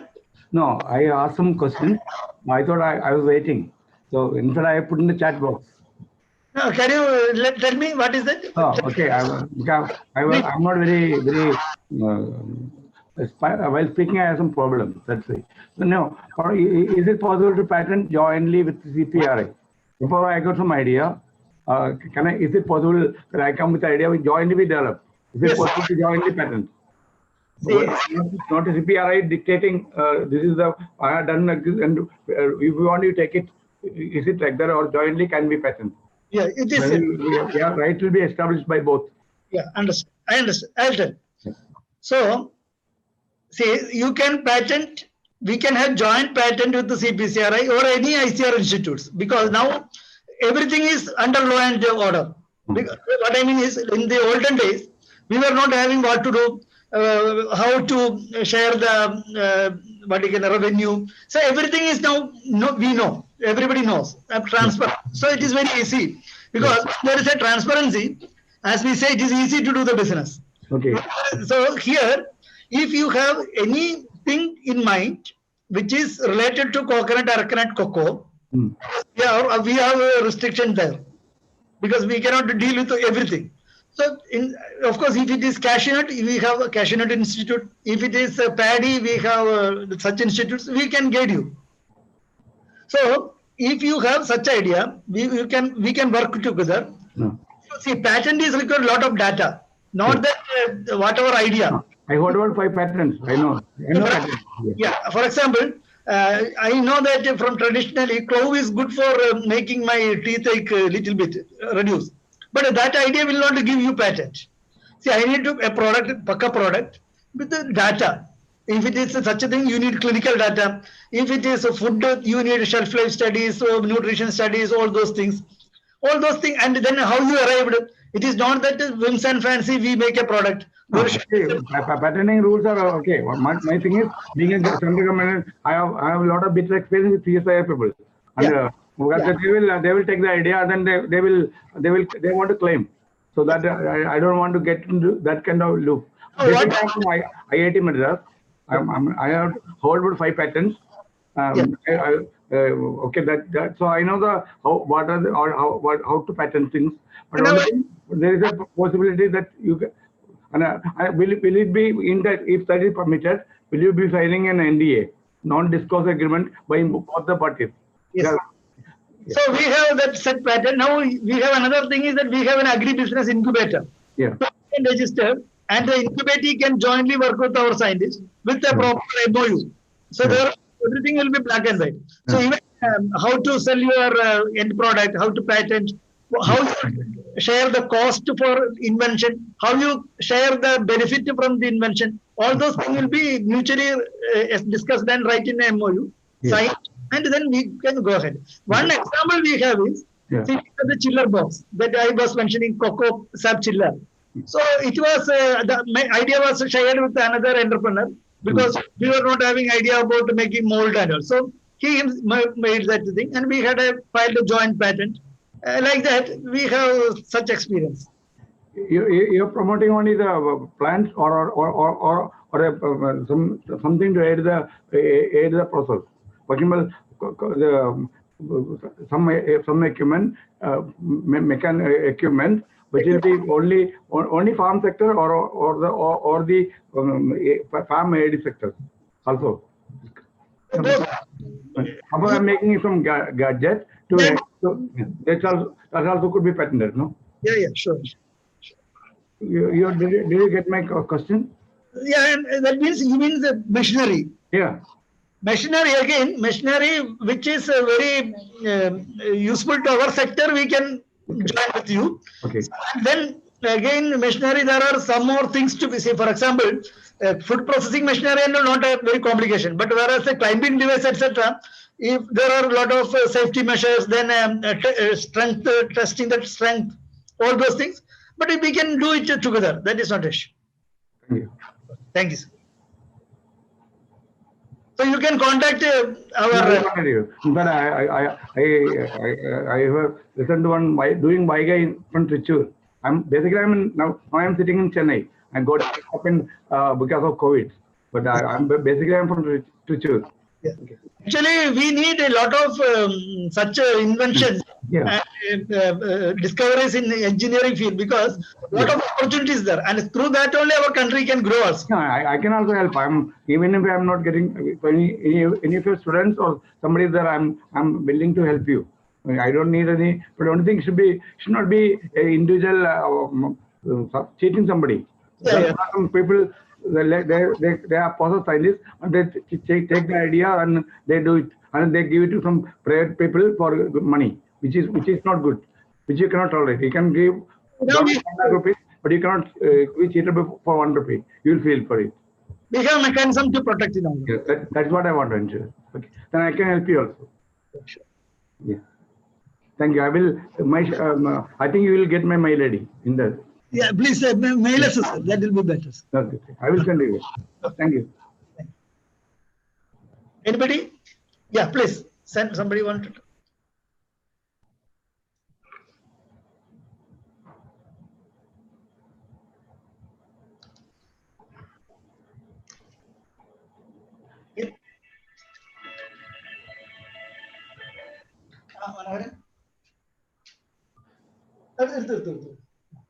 ശരി ഞങ്ങളൊരു 8:30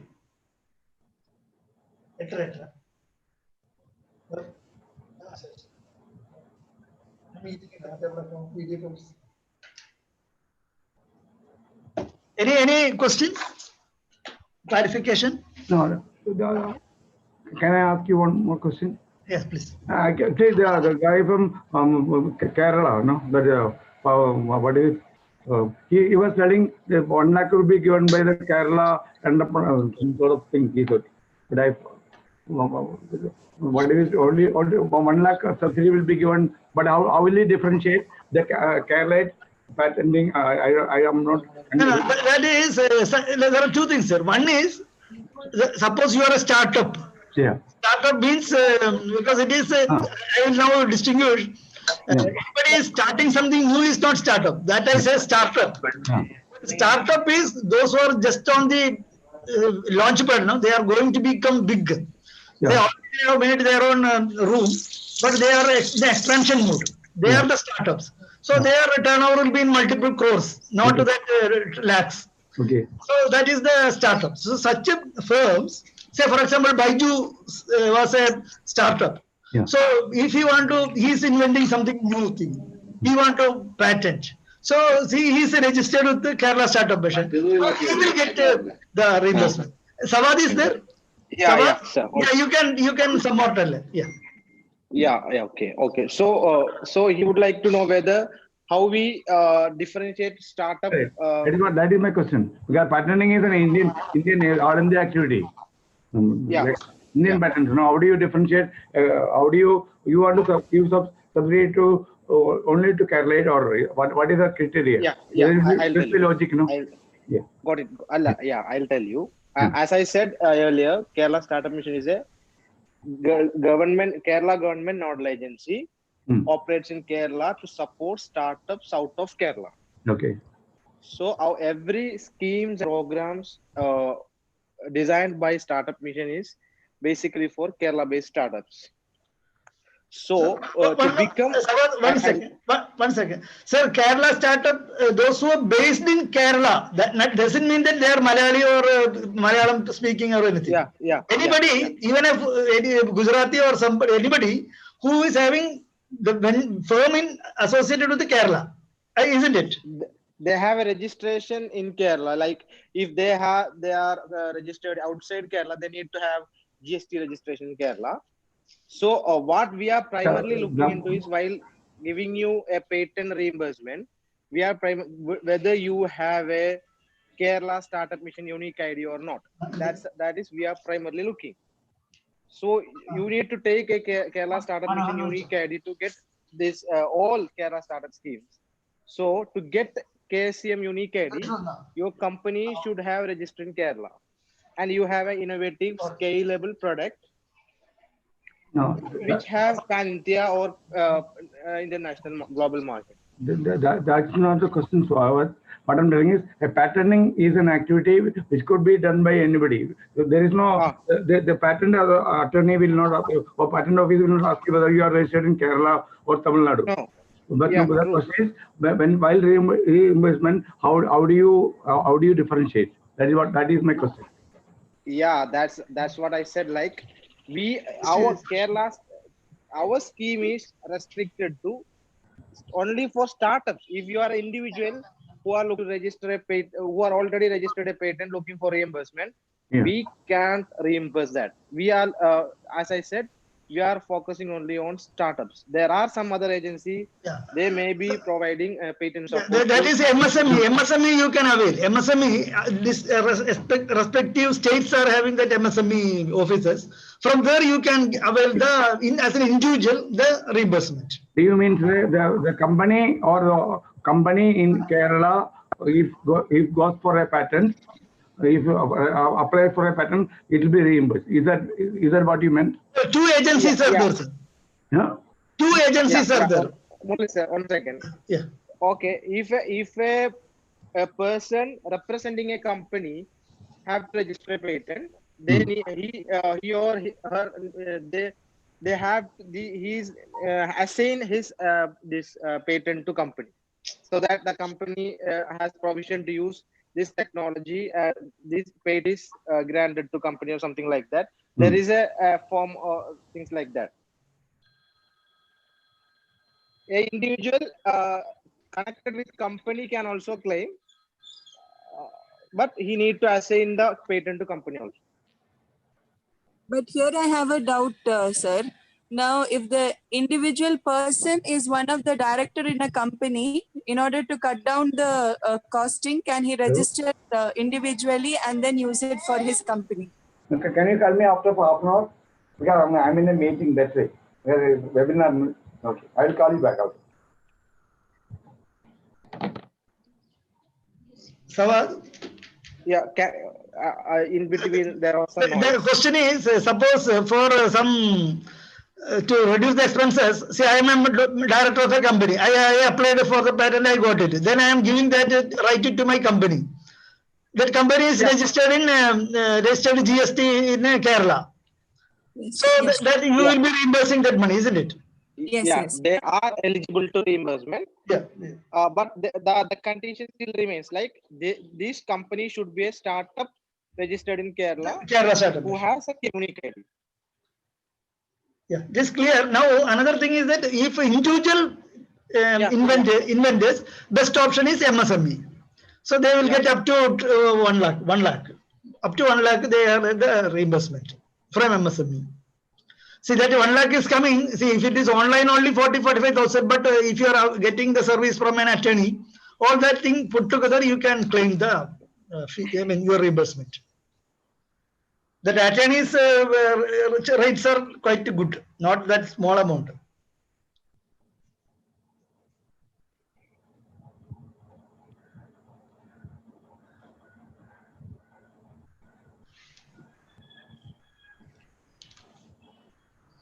Any more questions? Yeah, like now we had referred the costing is around 40-45 for a company itself. Now we are getting a reimbursement up to 2 lakhs as they're saying. So one lakh in the case of individual MSME. Okay, so is it for multiple patent registrations? One registration cost 40 something. I mean 8,000 something. It's not fixed. I think. This is minimum. Yeah, we have a provision to provide up to 2 lakh. For in case of Kerala Startup Mission, we can provide up to 2 lakh as reimbursement against the bill. So what? Okay, I mean up to 2 lakh you're providing. So what would be the total registration that the individual must go for? Up to what amount when he goes? You are giving 2 lakh. I just want to know the percentage that is being reimbursed. And it's not 100%. If you submit the full entire bill of the this patent registration, we will give you the entire amount. Oh, okay. Ceiling is 1 lakh or 2 lakh, whatever it is. Okay, yeah, thank you. Now it's clear. Yeah, thanks a lot. Okay.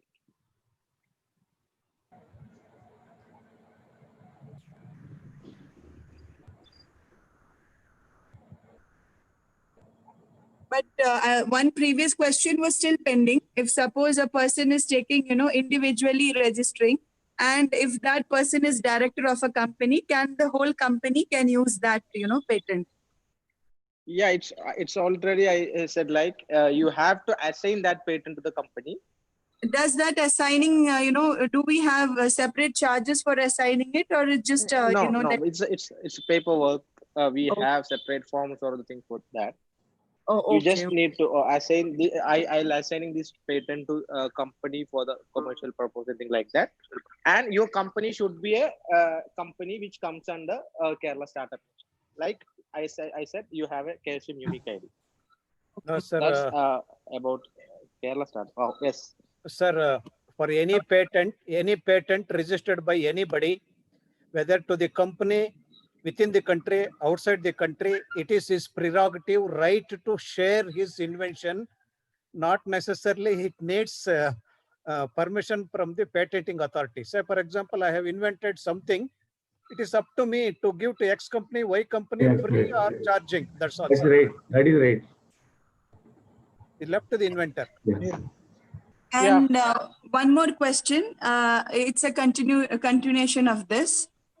Now, when we have invented a technology, something, when we go for a patent registration, and when a third person, entirely grabs the idea how can the original inventor claim the patency, and how can he, like, what are the benefits that the registrar will get because of this registration? You mean once you file, then you will get a number. Yes. Then onwards it is safe. At least the other person can challenge, and if it is rejected, you will get the patent. It is like this. It is like this, madam. Madam, it is like this, madam. Once you register a technology, process, or anything, you have exclusive right. It is seized. Patent is seized.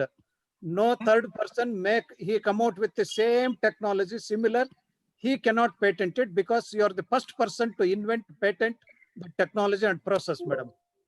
Okay, so if I have a technology that includes AI as well as hardware. Now there is a technology which I want to take patent registration for. If I do that, no third person can take the imitation or take the copy of that, right? He can take it, but he cannot use the same technology without paying royalty or without your permission, because you are the first inventor. If there is any modification in the technology you have already adopted or patented, they can again register with modification with some other patent. Same technology, same process is seized for specific period. No other can use this, madam. It is just like we are keeping our idea in a safety locker. Yes, madam. With your permission only, others can use. If your consent, payment, it is left to your choice. Okay, sir. And suppose if we go for this patent registration and our operation is getting delayed, maybe due to several other socio-economic factors, maybe not the right time to introduce that, or maybe some financial, So can we launch these, whatever we register in the later stage, or we have to launch it immediately once we do the patent registration? Madam, time lag will be there between your submission of records and conferring the patent on your right. Within that period, anybody can use it, and you can launch, you can use, but you are the loser. You are allowing your technology to come to the market. Anybody can dub it without having exclusive right. Better you adopt this technology, release this technology to the market only after getting exclusive rights, wherein others cannot. That time lag will be there, madam, from the date of filing the invention for patent and the actual rights given to you. Thank you. So first we have to file the patent and then think about launching it in market. That's what you're referring to, sir. Advised. One more thing I would like to add, madam. That is, once you publish the paper, you cannot patent it. You should not publish. Yeah. You cannot publish. Yeah, it should not be publishing. It should be. You can discuss with your professor or something, but it should not be. It's not bring out a public. You should not publish your paper. In a research paper or something, you should not publish. That's very important. Then it becomes public. So you should be. If you got an idea, commercial idea to patent it, it's better not to get involved in publishing the paper. Okay. Another thing I want to clarify with this startup mission is, how do you define the startup mission? When the guy who, suppose somebody has got a company some 25 years, he's starting another business. Is it a startup? Will he be considered as a startup mission, or only a fresher who comes out of the college, starts something, is a startup mission? That's what I want to clarify. Okay, fine. So means we have certain definition for startups, like the company should be registered in Kerala under Company Act, the first one. The period of the company should not exceed more than 10 years. Turnover of the company does not exceed 100 crore. This is the basic 3 criteria for become a startup. The first one. Okay. Secondary, the company should. This is the what I am now telling is regarding Kerala Startup Mission. This is not a global or national level definition of a startup. For Kerala to be considered as a startups, the company should have innovative technology product. It doesn't consider any company is in service sector. they should have a product, innovative product, which should be scalable at least pan-India or global. That is not my question. Yeah, my question is, if somebody having a, let's say in Kerala itself, there is somebody is running a company for 20 years. He has got some other idea and he is starting another company, which is a totally different idea. Then will he be considered as a startup person? That is the question. Yeah, we will consider as a startup. That company will be considered. Yeah. That new company will be considered as a startup. That's what I want. That is what I want. Yeah. Also, as I said, to get Kerala Startup Mission Unique ID, you need to fill some applications in online. Yeah. So once you fill the application, we'll get to know whether you are meeting our criteria or not. So you should have a DIPP number from Startup India first. So only you have DIPP number will give you the this KSM Unique ID. So you need to apply for Unique ID only. So we go through your product, your business model, all the things, and we'll approve like, okay, this company can be recognized as a startup. Thank you. Sir, it is not only the Kerala state. Lot many schemes are there with the government of India for startups in different fields, and you can avail. Kerala is additional extra bonus for the entrepreneurs from Kerala. And you think beyond Kerala because your product services will be available across the country. You tap in sources and support from rest of the country government of India, sir. Kerala is only supplementing. There's a lot of scope, sir, and so many schemes are there. Just you go to the website, you get so much of information. Don't hang on to Kerala alone. Idea is open to country and the world. But I may supplement here that Kerala Startup Mission is one of the best in the country. I mean, it is based on the government of India, this thing, evaluation only. Second is, they also not only, they are having a lot of avenues, they are providing a lot of things to the startups. For example, investment, angel investment, then promotion, many things are there. I think Sawad can a little bit more tell.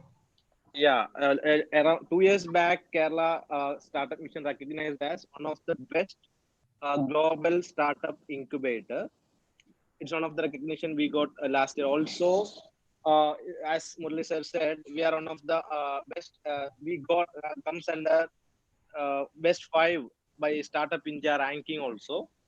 So as the previous person said, like we are giving so many extra bonus to support startups and our own ways to maybe to avoid delay or the one major thing about patent reimbursement scheme in Kerala Startup Mission is like we are ready to reimburse within 2 weeks if you provide entire papers, bills of the patent registering. We will give you your reimbursement will be done in maximum within 2 weeks.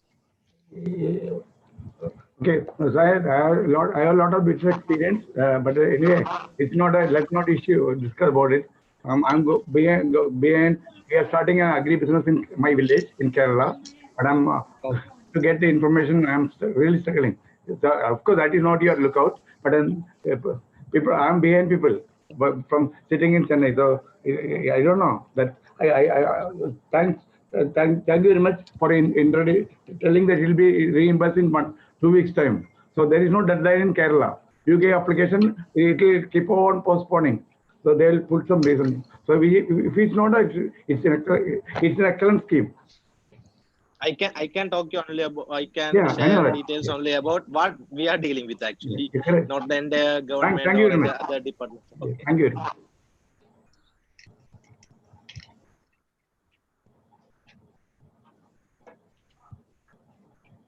Yeah. Any more questions?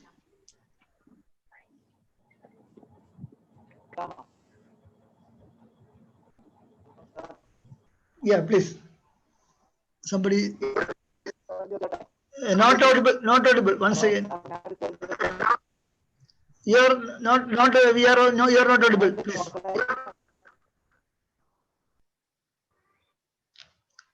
Not getting. Sir வணக்கம். அப்போ Kerala start up company மாதிரி Tamil Nadu start up company ஏதாவது இருக்குங்களா? அதுக்கு பத்தி ஏதாவது details கிடைக்குங்களா? in session we will try next sessions. Tamil Nadu, we will try Tamil Nadu. I can bring some eminent speakers from Tamil Nadu startup ecosystem if we are jointly organize something like that. Yeah, sure, we will.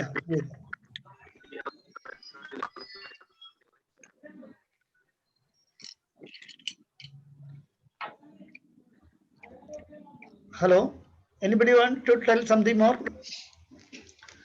I should thank our learned participants also, because they could able to clarify some of things. So that is the importance of this chat, because it is not a seminar or anything. It is, the name itself is chat only. So you can share your views, your experience, suggestions.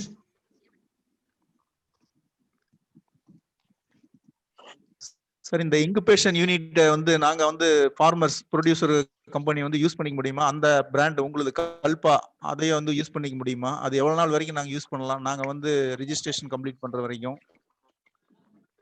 நம்ம வந்து ரெண்டு தரம் incubation இருக்கு. ஒன்னு you can use our facilities. இங்க வந்து virgin coconut oil chips, kalparasa, sugar, desiccated coconut, these facilities you can use. That is one in-house incubation. Another outside virtual incubation or distant incubation, unga factory or unga manufacturing unit will be in Coimbatore or Pollachi or then we will support you through our scientists. We will support you for our technologies. Logo trademark அதெல்லாம் வந்து உங்களுக்கு நாங்க use பண்ணிக்க முடியுமா? நாங்க வந்து that is no problem. We'll give you a lot of information. That is trademark registration and all simple. We will help you.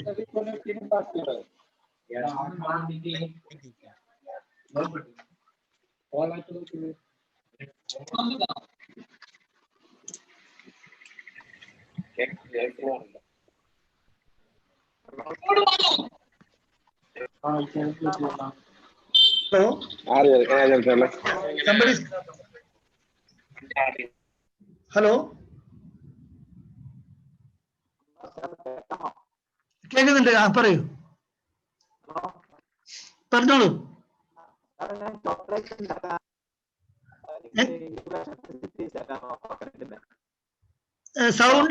Sound clear അല്ല.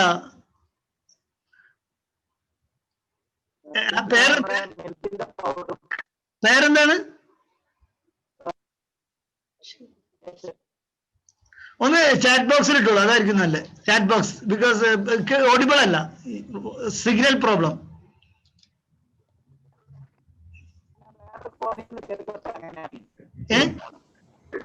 Can I ask you? Okay. Do you have technology for desiccated coconut? Desiccated coconut, actually, it is not our technology. We have the facility. But thing is, actually, I'm an engineer, but I would like to do. My village has been identified as a coconut village. So, is it possible for me to manufacture desiccated coconut in my village? Will you be in a position to give me a lot of guidance?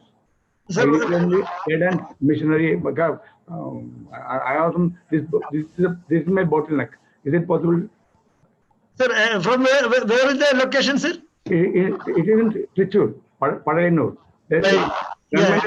Government has declared it as a coconut village. Okay. So we have a lot of coconuts also in that area.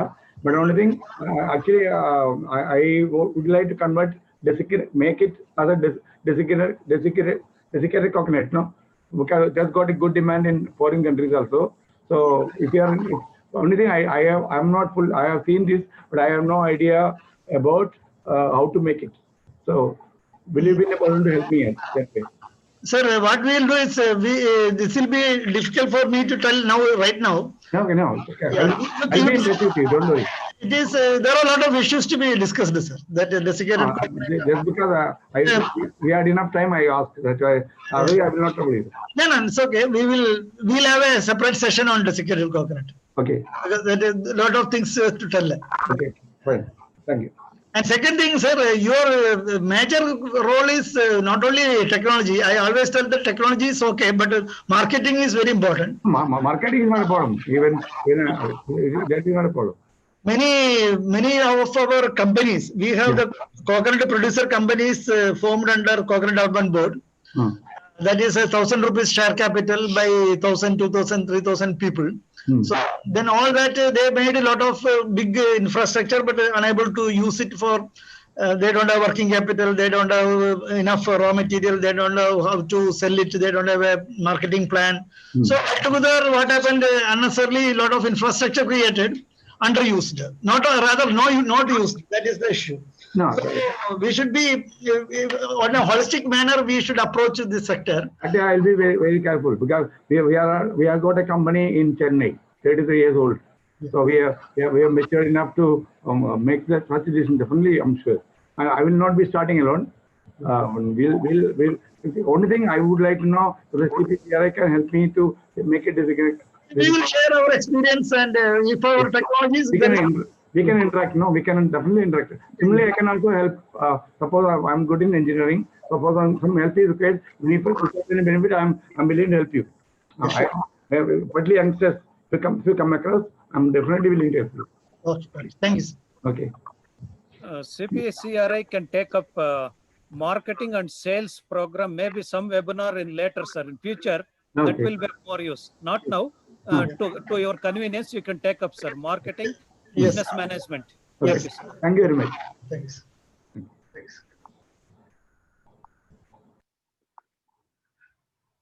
I think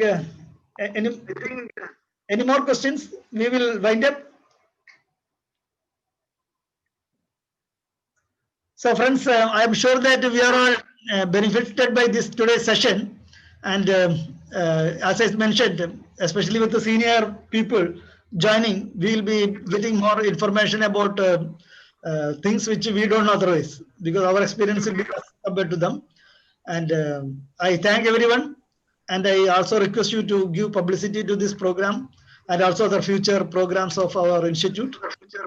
With this, I thank all of you, and with all your permission, ending this session. Thank you. Thank you very much. Thank you.